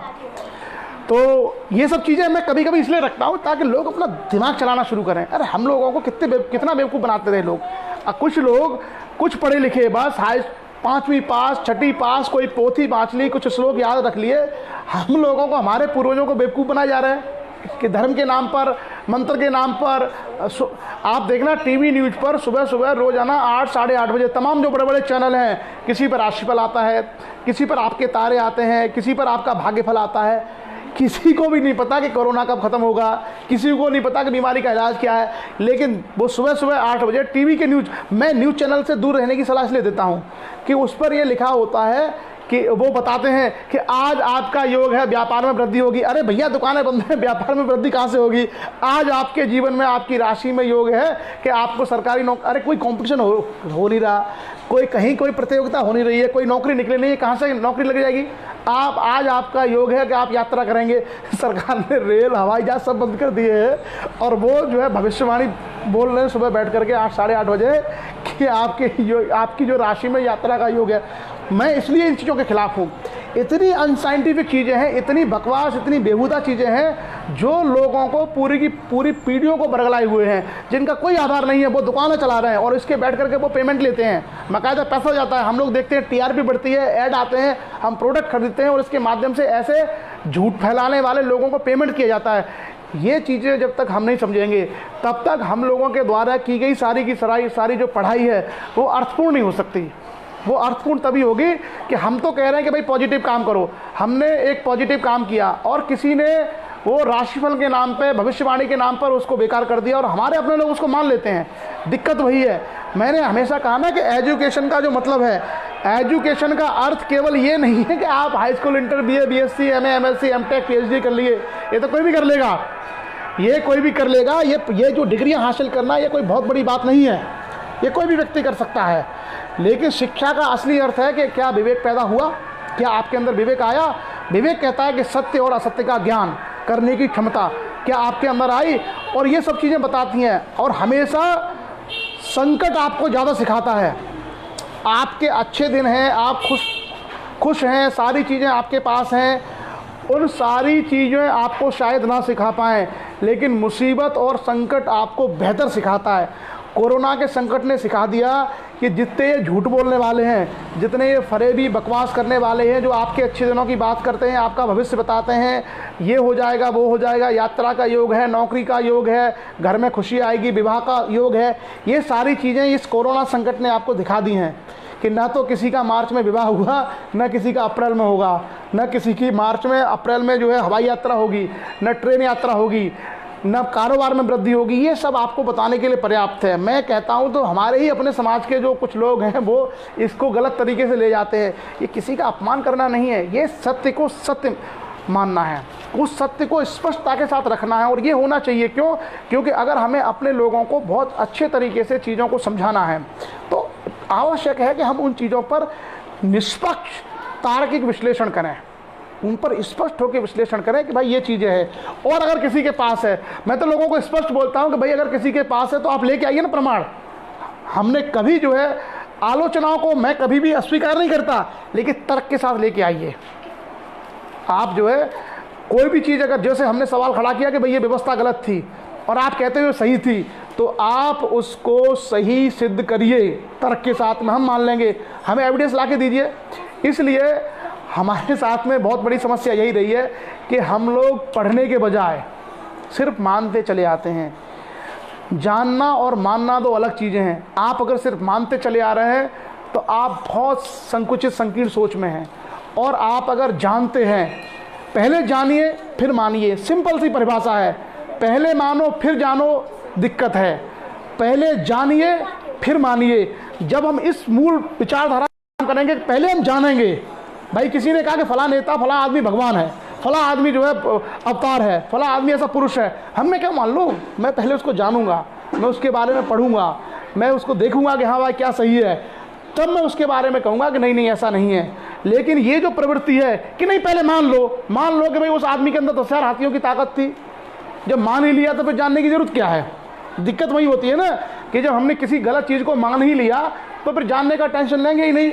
और यही होता आया है। हमने मान लिया कि फला गांव का पुजारी, फला गांव के जो पुरोहित थे वो बड़े ज्ञानी पुरुष थे।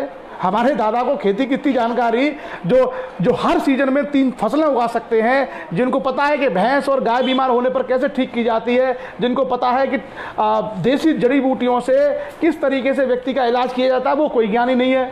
और एक आदमी 4 श्लोक मार करके पानी आपके ऊपर छिड़क गया, उसको हमने बोल दिया ज्ञानी है। यही गलती थी। हम उसको मानते चले आ रहे थे कि भैया वो फलाने वहाँ के बड़े विद्वान हैं, बड़े ज्ञानी हैं। और हमारे दादा परदादा जिनको खेत के बारे में एक एक चीज़ की, पशुओं के बारे में एक एक चीज़ की जानकारी थी बिना पढ़ाई किए, हम अपने दादा परदादाओं को ज्ञानी कहते ही नहीं थे। हमारे दादा परदादा अपने आप को ज्ञानी मानते ही नहीं थे। यही असली शिक्षा है।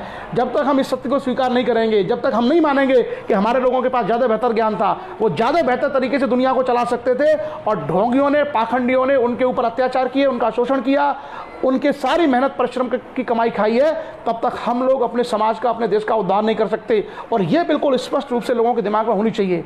आएगी धीरे धीरे, जितना आप गहराई में अध्ययन करेंगे उतनी चीज़ें आपके दिमाग में आएंगी। चलिए अब हम लोग आज जो है कविताएं आप लोगों के बीच में लेके आए हैं। 2 कविताएं हैं। एक हरिमोहन राजपूत जी ने हमारे बीच में भेजी है, और एक कविता मिन्नल सिंह आपको सुनाएंगी इंग्लिश में। पहले छोटी सी कविता उनकी सुनेंगे, और उसके बाद ये शिशुपाल सिंह हैं कोई इटावा से, शिशुपाल सिंह जी। तो शिशुपाल सिंह जी हैं इटावा से, उन्होंने एक कविता लिखी थी।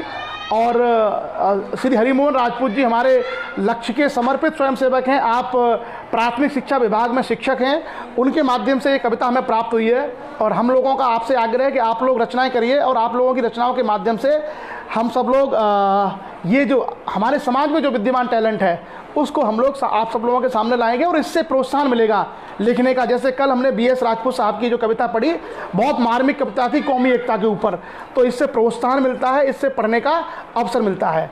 तो आज पहले एक छोटी सी कविता मिन्नल की हमारे बीच में, और उसके बाद मैं जो कविता भेजी है हरिमोहन राजपूत जी ने, उस कविता को आपके सामने रखूँगा। बस, तो मिन्नल सिंह रेडी है, तो आप पहले मिन्नल सिंह की इंग्लिश की कविता सुनिए, उसके बाद हम लोग हिंदी की कविता पर आएंगे। बोलो। Good morning everyone present here. Today I will sing a poem. I hope that you all will enjoy it. Open a book and you will find people and places of every kind. Open a book and you can be anything you want to be. Open a book and you can share wonders words you find there.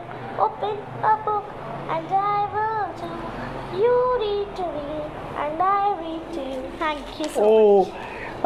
मुझे लगता है thank you बिन्नल। ये कविता के जो words हैं वो शायद, क्योंकि मेरे कान में ईयरफोन लगा हुआ था तो शायद सुनने में थोड़ी सी आपको दिक्कत हुई होगी। इन्होंने जो कविता थी वो बुक के ऊपर थी, किताब के ऊपर के, किताब में आपको क्या क्या लिखा मिल सकता है, क्या क्या चीज़ें आप जान सकते हैं, उसके ऊपर ये पोइम थी। और शायद क्योंकि ईयरफोन जो है मेरे कान में लगा हुआ था तो थोड़ा सा वर्ड्स आपको स्पष्ट नहीं सुनाई दिए होंगे।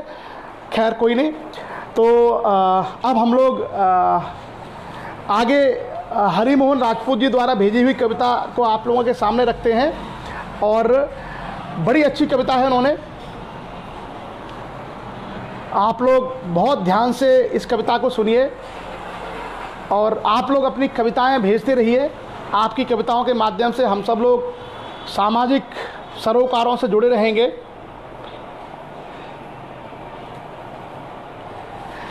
देखिए इसकी जो चर्चाएं हैं, बहुत सारी चर्चाएं ऐसी हैं जो आप लोगों का कहना है कि हम लोग सोशल प्लेटफॉर्म पे उसको डिस्कस नहीं कर सकते। सत्य क्या होता है, सत्य बड़ा नंगा होता है और लोगों को उसे हजम करना, उसे पचा पाना बड़ा मुश्किल होता है। तो कभी इस तरह की जो चर्चाएं हैं उन चर्चाओं को हम लोग सोशल मीडिया पर या पब्लिक प्लेटफॉर्म पर नहीं कर सकते। लेकिन अगर कभी आप लोगों को अवसर मिले तो मेरे साथ आप लोग बैठिए बंद कमरे में या कहीं घर पे या कहीं आइए। बहुत सारी ऐसी चीज़ें हैं जो शायद आप अब तक मानते चले आ रहे होंगे, बहुत सारे लोग, आपकी अवधारणा बिल्कुल बदल जाएगी। क्योंकि जितना हम रिसर्च करते हैं, जितना हम चीज़ों की गहराई से जानते हैं, उतना हमारे ऊपर जो भ्रम का पर्दा पड़ा हुआ है वो पर्दा हम लोगों से हट जाता है। और दुर्भाग्य से यही रहा है कि हमारे लोगों के साथ शिक्षा को लेकर के बड़ा एक ऐसा विषय रहा है जिस पे बहुत सारी कमजोरियां रही हैं। हम लोगों ने खेती बहुत अच्छे से की है, मेहनत बहुत की है, परिश्रम बहुत किया है, लेकिन शिक्षा वाला जो एक चैप्टर है वो कमी रह गई है। और लक्ष्य बेसिकली इसी की मुहिम है कि जो गैप क्रिएट हुआ है एजुकेशन और हमारे समाज के बीच में, हम लोगों को वही गैप भरना है। शिक्षा का गैप भर गया तो परिश्रमी, मेहनती, ईमानदार तो हम लोग हैं, वो हम आगे बढ़ जाएंगे। मैंने कहा ना कि अगर सही दिशा में हम लोग मेहनत कर लें तो हम लोग बहुत तेज़ी से आगे बढ़ने वाले समाज हैं, बहुत तेज़ी से। क्योंकि परिश्रम की जो पराकाष्ठा है वो हमारे अंदर विद्यमान है। बहुत कम लोग हैं ऐसे मैंने देखा है तमाम जो दूसरे समाजों के लोग हैं मेरे बहुत टच में रहते हैं, बड़े ऐशो आराम का जीवन जीने में यकीन रखते हैं वो लोग। उनको एसी चाहिए, उनको बढ़िया खान पान चाहिए, उनको बढ़िया पहनावा, बढ़िया रहन सहन चाहिए, ये सारी चीज़ें सुविधा भोगी हैं। लेकिन हमारे समाज को मैंने देखा है कि अभी 1-1:30 बजेगा और उस समय भी आप 1-1:30 बजे आप जाएंगे तो आप देखना कि हमारे यहाँ लोग 1:30 बजे 2 बजे, अप्रैल का महीना चल रहा है, खेतों में गेहूँ काट रहे होंगे। यानी जो तापमान 45-46 होता है तब भी हम लोग परिश्रम करने से कभी नहीं हिचकते। ये जो चीज़ें हैं ना, ये चीज़ें किसी भी समाज की बहुत बड़ी धरोहर हैं। लेकिन वही डायरेक्शन अगर सही हो जाए, दिशा अगर सही हो जाए तो इससे बड़ा परिणाम हम लोग कल्पना नहीं कर सकते। इतना बड़ा परिणाम हम लोग हासिल कर सकते हैं। तो चलिए साहब, आज की कविता हम लोग सुनाते हैं। और 70 के आसपास लोग अभी भी परिचर्चा में हैं। लगभग समय हुआ है 9:41। 7:15 बजे हम लोगों ने सेशन आरंभ किया था और 1.5 घंटे से आप सब लोग लाइव हैं। कविता है, हरिमोहन राजपूत जी हैं, शायद मेरे को दिख नहीं रही, कविता उन्होंने भेजी है। चलिए साहब, हो सकता है वो आ जाएंगे। पहला जो उसका बंद है या पहला जो मुक्तक है वो है, गीत गाने से प्रथम मुक्तक पढ़ूंगा। बिल्कुल नारायण पटेल जी, हम लोग जो है, क्योंकि हमारा एक बहुत बड़ा कार्यक्रम 21-22 मार्च का था वो नहीं हो पाया, तो हम लोग पूरे देश के लक्ष्य के स्वयंसेवकों को, समाज सेवियों को, बुद्धिजीवियों को दिल्ली, आगरा, भोपाल, झांसी, लखनऊ या अलीगढ़, इन 5-6 शहरों में से किसी एक स्थान पर जून की या मई की छुट्टियों में बुलाएंगे और एक कम से कम गेट टुगेदर हम लोग रखेंगे ताकि सब लोग परिचित हों। और 5 मिनट का, केवल 5 मिनट का जो है हम समय हर व्यक्ति को देंगे, वो अपने विचार, अपनी राय रखे। इस तरह की प्लानिंग हम लोग कर रहे हैं। बहुत जल्दी ही, जैसे ही कोरोना संकट से हम लोग मुक्त होते हैं और व्यवस्था स्वाभाविक रूप से चलने लगेगी, तब हम लोग इसके लिए अपना प्लानिंग आरंभ कर देंगे। तो क्या है साहब? मुक्तक है, गीत गाने से प्रथम मुक्तक पढ़ूंगा, गीत गाने से प्रथम मुक्तक पढ़ूंगा, राग गाने से प्रथम सप्तक पढ़ूंगा। हरिमोहन राजपूत जी हमारे बीच में हैं, अगर कहीं भी मैं इसकी व्याख्या ना कर पाऊँ तो आप प्लीज़, क्योंकि आपने ही कविता भेजी है तो आप इसकी व्याख्या यहाँ रख सकते हैं। गीत गाने से प्रथम मुक्तक पढ़ूंगा, राग गाने से प्रथम सप्तक पढ़ूंगा, आप जो चाहें मुझे समझें मगर मैं, आप जो चाहें मुझे समझें मगर मैं इम्तिहान से पेशतर पुस्तक पढ़ूंगा। उसके बाद भोग की चाह में भगवान को बदनाम न कर, भोग की चाह में भगवान को बदनाम न कर, अपने इंसान को शैतान का गुलाम न कर। भोग की चाह में भगवान को बदनाम न कर, अपने इंसान को शैतान का गुलाम न कर। बुद्ध के देश की मिट्टी से देह है बनी। देखिए गौतम बुद्ध इतने महान थे कि आप जितने कवियों को पढ़ें, अच्छे अच्छे लोगों के, वो कहीं ना कहीं आ ही जाएंगे। बुद्ध के देश की मिट्टी से देह है बनी, रूप की रात में मुस्कान को नीलाम न कर।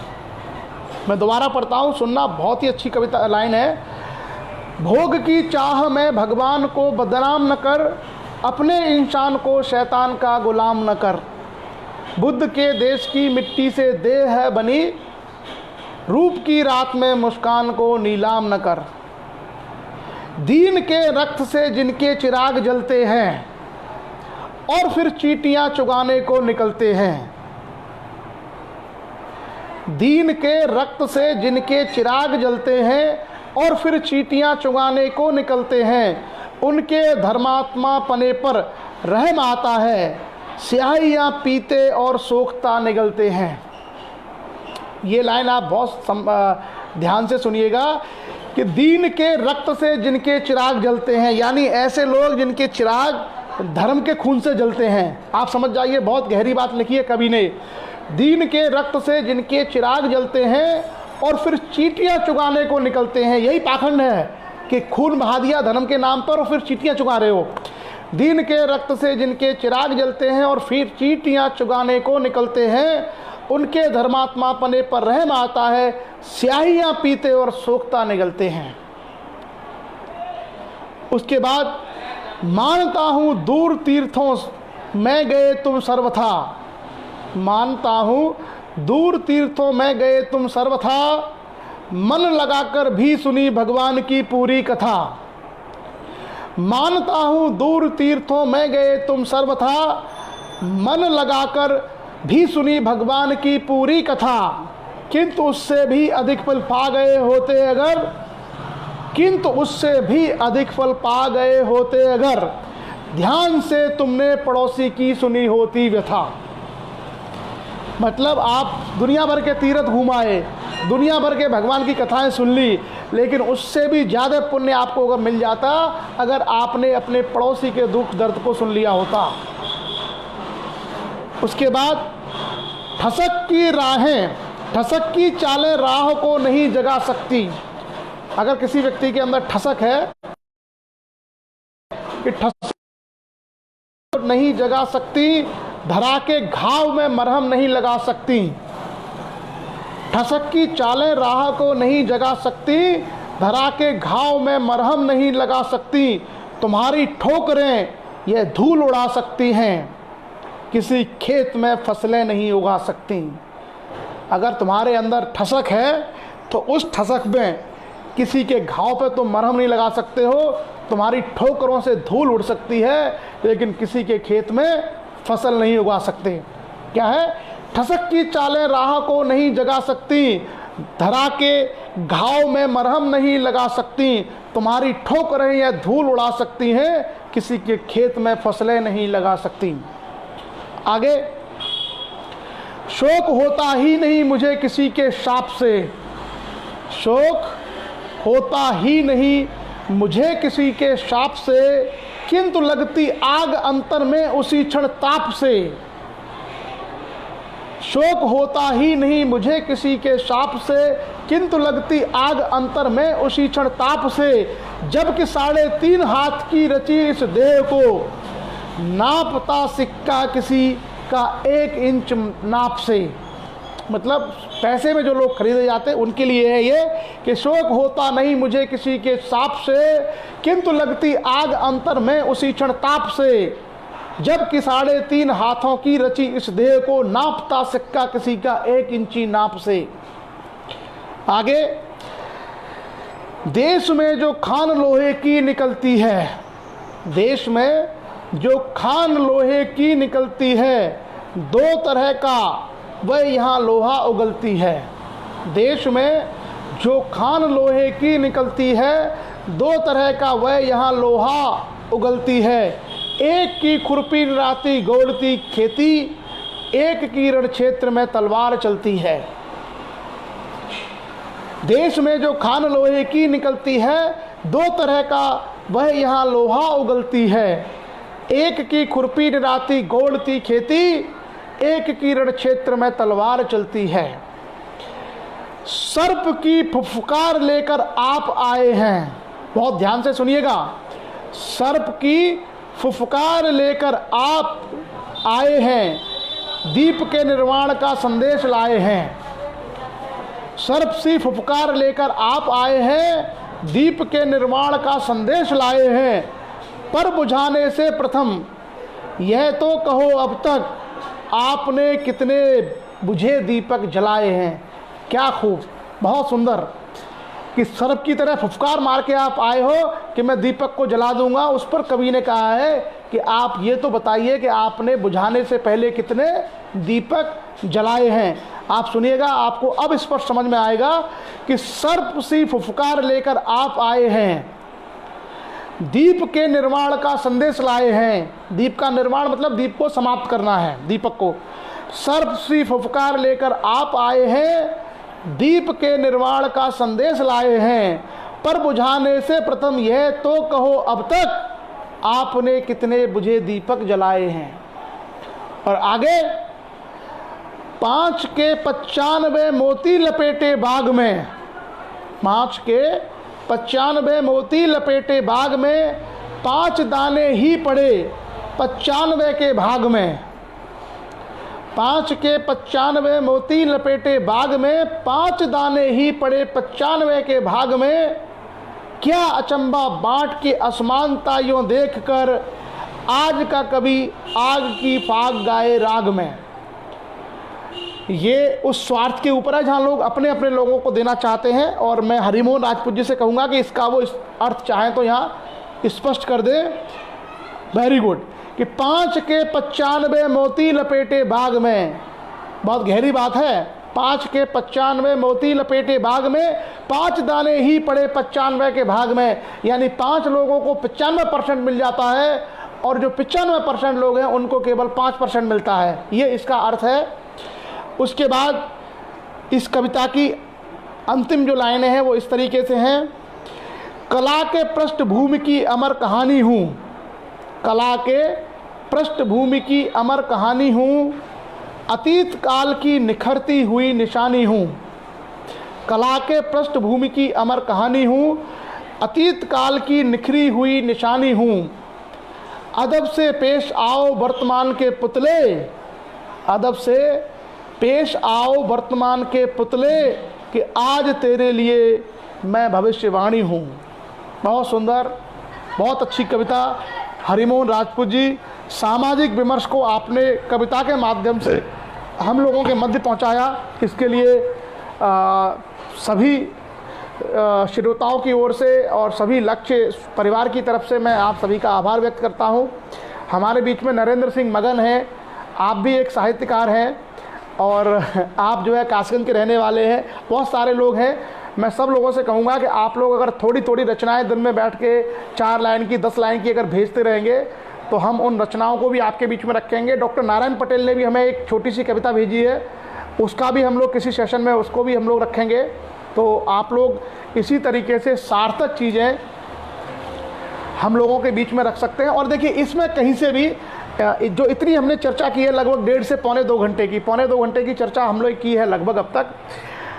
कहीं भी ऐसी चीज़ नहीं है जिससे हमारा नुकसान हो, कहीं भी ऐसी चीज़ नहीं है जिससे हम लोग बोर हो जाएं। लोगों को क्या है कि जो चीज़ें समझ में आती हैं, जो सरल होती हैं, जो आसान होती हैं, जो शॉर्टकट होती हैं, वो चीज़ें लोगों को जल्दी आकर्षित करती हैं। जो चीज़ें थोड़ी जटिल होती हैं, जो चीज़ें थोड़ी मुश्किल होती हैं, वो लोगों को समझने में थोड़ी सी, उसको ग्रहण करने में थोड़ी सी कठिनाई होती है। आपने देखा होगा कि कुछ लोग संस्कृत के श्लोक सुना सुना करके हम लोगों को आराम से बनाते रहते थे कि भाई ये है, ये है। वो आपने देखा है कि वो संस्कृत के जो श्लोक थे उसमें क्या है, उन्होंने कुछ श्लोक याद कर लिए, वो आपको आते नहीं समझ में, आपके लिए वो कठिन है, आपने उसको जानने का और समझने का प्रयास नहीं किया। तो आप ये समझिए कि जो कठिनता है, अगर किसी चीज़ को कठिन चीज़ें आती हैं तो वो दुनिया भर में प्रभाव पैदा करता है। वो क्या है, वो अपना इम्पैक्ट क्रिएट करता है। तो जिसको संस्कृत के श्लोक नहीं आते थे, और हमारे जो दादे परदादे थे जो गाँव की भाषा बोलते थे, वो संस्कृत श्लोक जानने वाले, कठिन भाषा जानने वाले लोगों की बातों को मानते रहते थे। इसलिए मैं समाज से हमेशा ये अनुरोध करता हूँ कि कठिन चीज़ों को जानिए। सरल चीज़ें तो आप जान जाएंगे, जिस दिन आप कठिन चीज़ों को जान जाएंगे उसके बाद आपका व्यक्तित्व प्रभावी हो जाएगा। लोग आपकी बातों को सुनेंगे, लोग आपको स्वीकार करेंगे, आपकी बातों को मानेंगे। जितनी कठिन कठिन मुश्किल चीज़ों को हम लोग जानते और समझते चले जाते हैं, उतना ही समाज के लिए, राष्ट्र के लिए, लोगों के लिए हम लोग एक तरीके से स्वीकार हो जाते हैं। लोग उन बातों को सम्मान देना आरंभ कर देते हैं। तो थोड़ा सा हम लोग समय निकाल करके ये ध्यान रखें कि हम सभी लोग कठिन चीज़ों को भी पढ़ने का, समझने का और जानने का प्रयास करें। अंत में मैंने जो रामायण का क्वेश्चन पूछा था, रामायण का जो क्वेश्चन था वो आप सब लोग तैयार करके लाइए, मुझे बताइए उसका कि क्यों जो है उसमें यूनानियों का और शकों का उल्लेख है। वाल्मीकि ने लिखा है, और जबकि रामायण को इतना पुराना कहा जाता है, उसमें ये यूनानी कहाँ से आ गए, ये शक कहाँ से आ गए। मैं हिस्ट्री का स्टूडेंट हूँ तो मैं बता दूंगा आपको आंसर क्या है उसका। इसलिए मैं अमूमन धर्म पर चर्चा नहीं करता हूँ, क्योंकि लोगों को वो सत्य स्वीकार नहीं होगा। और हमारे समाज के साथ भी अपनी एक बहुत बड़ी समस्या रही है कि हमारे समाज में एजुकेशन का लेवल इतना कम रहा है कि अपने लोग भी उन चीज़ों को एक्सेप्ट नहीं कर पाते। बहुत समय लगेगा, पीढ़ियाँ लग जाती हैं इसको समझने के लिए। आप देखिए, जब अंबेडकर ने क्या किया, अंबेडकर ने लॉजिक की बात की, डॉक्टर भीमराव अंबेडकर ने संविधान की बात की, लॉजिक की बात की, विज्ञान की बात की। तो आज से 1956 में उनकी डेथ हुई थी, 1956 में। और उनके जो अनुयायी थे, डॉक्टर भीमराव अंबेडकर के अनुयायी लोग 1930 से 1925 से बनना आरंभ हो गए थे। तो 1925 से लेकर 2025 आने वाली है, तो ये 100 सालों में बदलाव हुआ है। उनके लोगों को लाभ इसलिए हुआ है, उनके लोग इसलिए आगे बढ़े कि उन्होंने 100 साल 90 साल पहले तर्क को अपना लिया, उनकी बातों को, उनके विचारों को अपना लिया। हमारे समाज में ये सारी चीज़ें चर्चा में से गायब रही हैं। अब जो युवा पीढ़ी है इसने डिस्कशन करना शुरू किया है, तो इसमें भी काफ़ी समय लगेगा चीज़ों को रियलिटी को एक्सेप्ट करने में। जैसे आप लोग एक सिंपल सा अवधारणा देखना कि किसी व्यक्ति से बात करना, वो व्यक्ति ये कहेगा कि मेरी जाति सर्वश्रेष्ठ है। क्यों? क्योंकि वो उसको मान के बैठा हुआ है। तो जो ये नोशन है कि हमने कुछ चीज़ें मान ली हैं कि हम सबसे अच्छे हैं, हमारी ये चीज़ है, हम उस पर चर्चा नहीं करेंगे, ये सब कुछ सही है, इसमें कुछ भी गलत नहीं है, तो फिर उन चीज़ों को स्वीकार करने में बहुत समय लगता है। बहरहाल कोई बात नहीं, परिवर्तन सकारात्मक है और धीरे धीरे ही सही लोग अच्छी चीज़ों को, सच्ची चीज़ों को जानेंगे और मानेंगे। तो मुझे लगता है काफ़ी लंबा समय हो गया, 65 लोग अभी भी परिचर्चा में हैं। आप लोगों का बहुत धन्यवाद कि इतना धैर्य आप लोग रखते हैं और इतने लंबे डिस्कशन को आमतौर पर केवल विद्यार्थी सुनना चाहता है, जिसको कोई कंपटीशन वगैरह की तैयारी करनी होती है। अन्यथा हम लोग 15-20 मिनट के लाइव के बाद सब लोग बोर हो जाते हैं। तो आप सब लोगों ने इतना महत्वपूर्ण समय निकाला और अभी भी आप लोग जुड़े हुए हैं, तो मुझे लगता है कि आप लोगों के माध्यम से समाज में एक बड़े ज्ञान की विचारधारा पहुँचेगी और लोग अपने जीवन में आगे बढ़ने के लिए, अपनी आने वाली पीढ़ियों को शिक्षित करने के लिए प्रयत्नशील होंगे और इसमें सब लोग बढ़ चढ़ करके हिस्सा लेंगे। आप सभी लोगों का मैं बहुत बहुत धन्यवाद करता हूं और मैं चाहता हूं कि शिक्षा की, ज्ञान की बातों को हम लोग सोशल मीडिया इत्यादि के माध्यम से, लॉकडाउन का समय है, घरों में रहें, सुरक्षित रहें, लेकिन फिर भी एजुकेशन की चीज़ों को हम लोग सब जगह जगह पहुंचाते रहें।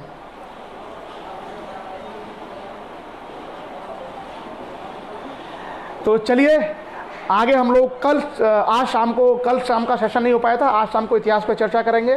और मुझे लगता है बहुत सारे हाँ, कल याद दिला दिया, कल 14 अप्रैल को डॉक्टर भीमराव अंबेडकर की जयंती है, तो हम लोग एक स्पेशल एडिशन लेके आएंगे डॉक्टर भीमराव अंबेडकर, भारतीय संविधान और उनसे जो सीखने वाली बातें हैं उसका एक स्पेशल एडिशन लेके आएंगे हम लोग। आप लोग भी पढ़ के आइएगा, ये आप लोगों को पता चलेगा कि बहुत सारी चीज़ें आपको मिलेंगी बहुत काम की। मतलब आपको मैं इतना बता दूं कि भारत की जो जिसको हम बोलते हैं डेमोक्रेटिक इंडिया, जो संविधान पर चलने वाला देश है, संविधान पर चलने वाले डेमोक्रेटिक इंडिया में आप ये मान के चलिए डॉक्टर भीमराव अंबेडकर से बड़ा इम्पैक्ट किसी का नहीं है। अब हमारे समाज में क्या दिक्कत है कि हम लोग ज्ञान की पूजा करना नहीं सीखे हैं, तो हम लोग अभी भी अंबेडकर को उतना नहीं मानते, उतना सम्मान नहीं देते। जबकि आप लोग अगर गहराई से 10 दिन केवल बैठ के पढ़ लीजिए भारत का मॉडर्न इंडिया और भारत का संविधान, उसकी डेमोक्रेटिक सिस्टम, आपको ये पता चल जाएगा कि आधुनिक भारत में डॉक्टर भीमराव अंबेडकर से बड़ा इम्पैक्ट किसी का नहीं है, उनसे बड़ा कंट्रीब्यूशन किसी का नहीं है। लोग अपनी अपनी बातें बढ़ा चढ़ा के कहते रहेंगे, लेकिन आप अगर निरपेक्ष करके उसका मूल्यांकन करना, और मैं ये बात इसलिए कह रहा हूँ कि हम तो वो हमारे समाज के नहीं थे, लेकिन फिर भी अगर ये बात मैं कह रहा हूँ तो आप ये समझ के चलिए कि न जाने कितने करोड़ों लोगों का जीवन उन्होंने उद्धार कर दिया। हम लोगों को इस तरह की चीज़ों को, इन तरह की सच्चाइयों को सम्मान करना चाहिए, उनको मानना चाहिए। तो चलिए आप सभी लोग इस चर्चा में जुड़े, आप लोगों ने कीमती समय दिया। अब आप सभी लोग मुझे लगता है मैंने ये कहा था कि चर्चा के दौरान ही आप लोग ब्रेकफास्ट कर लिया करिए ताकि आपका समय बच जाए। जो लोग लॉकडाउन में घरों में हैं उनसे ये है कि आप अपने जो अध्ययन का कार्य है अध्ययन करिए, नई नई किताबों को पढ़िए, जो चीज़ें आपको मैंने भेजी हैं वो आप लोग उनको पढ़िए। संविधान में PDF हमारे पास है और बाकी तमाम सारी चीज़ें सॉफ्ट कॉपी में PDF में है, जो लोग पढ़ना चाहें वो पढ़ सकते हैं। आप अपनी रुचि के विषय पढ़िए दिन भर, और आप अगर चाहें तो संविधान को भी पढ़ सकते हैं। आप यदि चाहें तो जो कविता लेखन है, कोई कहानी लेखन है, छोटी सी कहानी भी आप भेज सकते हैं लिख करके, 1 पेज की 2 पेज की, जो 15 मिनट में 10 मिनट में पूरी हो जाए, ऐसा भी आप कर सकते हैं। तो अपनी कलम को, अपने मस्तिष्क को चलाइए आज पूरे दिन बैठ के। ये रोज़ाना की हमारी दिनचर्या का हिस्सा होना चाहिए। बाकी लॉकडाउन में बिल्कुल रूल्स फॉलो करें। आपने देखा है कि भारत में बहुत तेज़ी से केसेस बढ़े हैं, तो हम सभी लोगों को किसी भी प्रकार का रिस्क नहीं लेना चाहिए। और साथ ही साथ जो हमारे पुलिस के सिपाही लोग हैं, जवान लोग हैं, उन सबको, डॉक्टर्स को, पैरामेडिकल को पुनः हम लोग सैल्यूट करते हैं। जो सब्जियों की सप्लाई कर रहे हैं, एसेंशियल गुड सब्जियां हैं, दूध है, जो आवश्यक वस्तुएं उनकी सप्लाई कर रहे हैं, उन सभी लोगों को भी हम लोग सैल्यूट करते हैं कि आप सब लोगों की वजह से घरों में बैठ कर के ये लोग अपने जीवन को संचालित कर पा रहे हैं। चलिए, धर्मेंद्र ने खाना बना लिया है। तो अच्छा, एक और चीज़ मैं कहना चाहूँगा। देखिए, इन 15-20 दिनों में आपने देखा है कि मदिरा का प्रचलन ख़त्म हो गया, पर्यावरण शुद्ध हो गया है, लोगों को उतनी बीमारियां नहीं हो रही हैं, लोगों को उतनी समस्याएं नहीं हो रही हैं पर्यावरण के अच्छाई के कारण। तो हम सब लोगों को ये सब चीज़ें ध्यान में रखनी चाहिए कि प्रकृति का सम्मान हमें सबसे ज़्यादा करना चाहिए। अगर प्रकृति को हम अच्छा कर पाएंगे तो आप देखिए प्रकृति हमारे लिए कितना अच्छा करती है। और प्रकृति का सम्मान करना, प्रकृति का संरक्षण करना, ये सब हम लोगों के भाव में होना चाहिए। तो चलिए, आज के सेशन को हम लोग यहीं विराम देते हैं। आज शाम आपको मिलते हैं 7:30 बजे इतिहास की चर्चा में, और कल डॉक्टर भीमराव अंबेडकर पर स्पेशल एडिशन। कल हम लोग संविधान की परिचर्चा नहीं करेंगे, क्योंकि संविधान के हम जनक की बात करेंगे, संविधान के हम जो रचनाकार है उसकी ही कल बात करेंगे। तो कल का पूरा सेशन डॉक्टर भीमराव अंबेडकर के ऊपर रहेगा। और भीमराव अंबेडकर ने संविधान तो बनाया ही बनाया, उसके अलावा इकोनॉमी के फील्ड में और सामाजिक न्याय में उनका क्या योगदान था। कैम्ब्रिज और हार्वर्ड में, कैम्ब्रिज में जो पढ़ के आए, वहाँ की उनकी एजुकेशन, उनकी डिग्रियाँ, उनकी रिसर्च, उन सब पे चर्चा करेंगे। बहुत कुछ आपको सीखने को मिलेगा, और उनका हम जीवन भी आपको बताएंगे कि किस तरह के पानी के लिए उन्होंने आंदोलन किया, छुआछूत और इसका संघर्ष किया। ये सारी चीज़ें हम लोग कल चर्चा करेंगे। आप लोग डॉक्टर भीमराव अंबेडकर को आज बैठ के पढ़ लीजिए, ताकि आप लोगों को चीज़ें आसानी से समझ में आए। तो आपकी चर्चा के लिए पुनः आप सभी लोगों का बहुत बहुत धन्यवाद। आज की चर्चा हम लोग यहीं समाप्त करते हैं। वो कह रहे हैं नरवरिया साहब के, अमर सिंह जी के खुशबू नहीं आई है सब्जी की। चलिए, अच्छा है, आप लोग भोजन करिए, स्वाध्याय करिए, और जो भी परिवार के साथ आप खेलते हैं वो खेल करिए। तब तक के लिए शाम को आपसे मिलते हैं।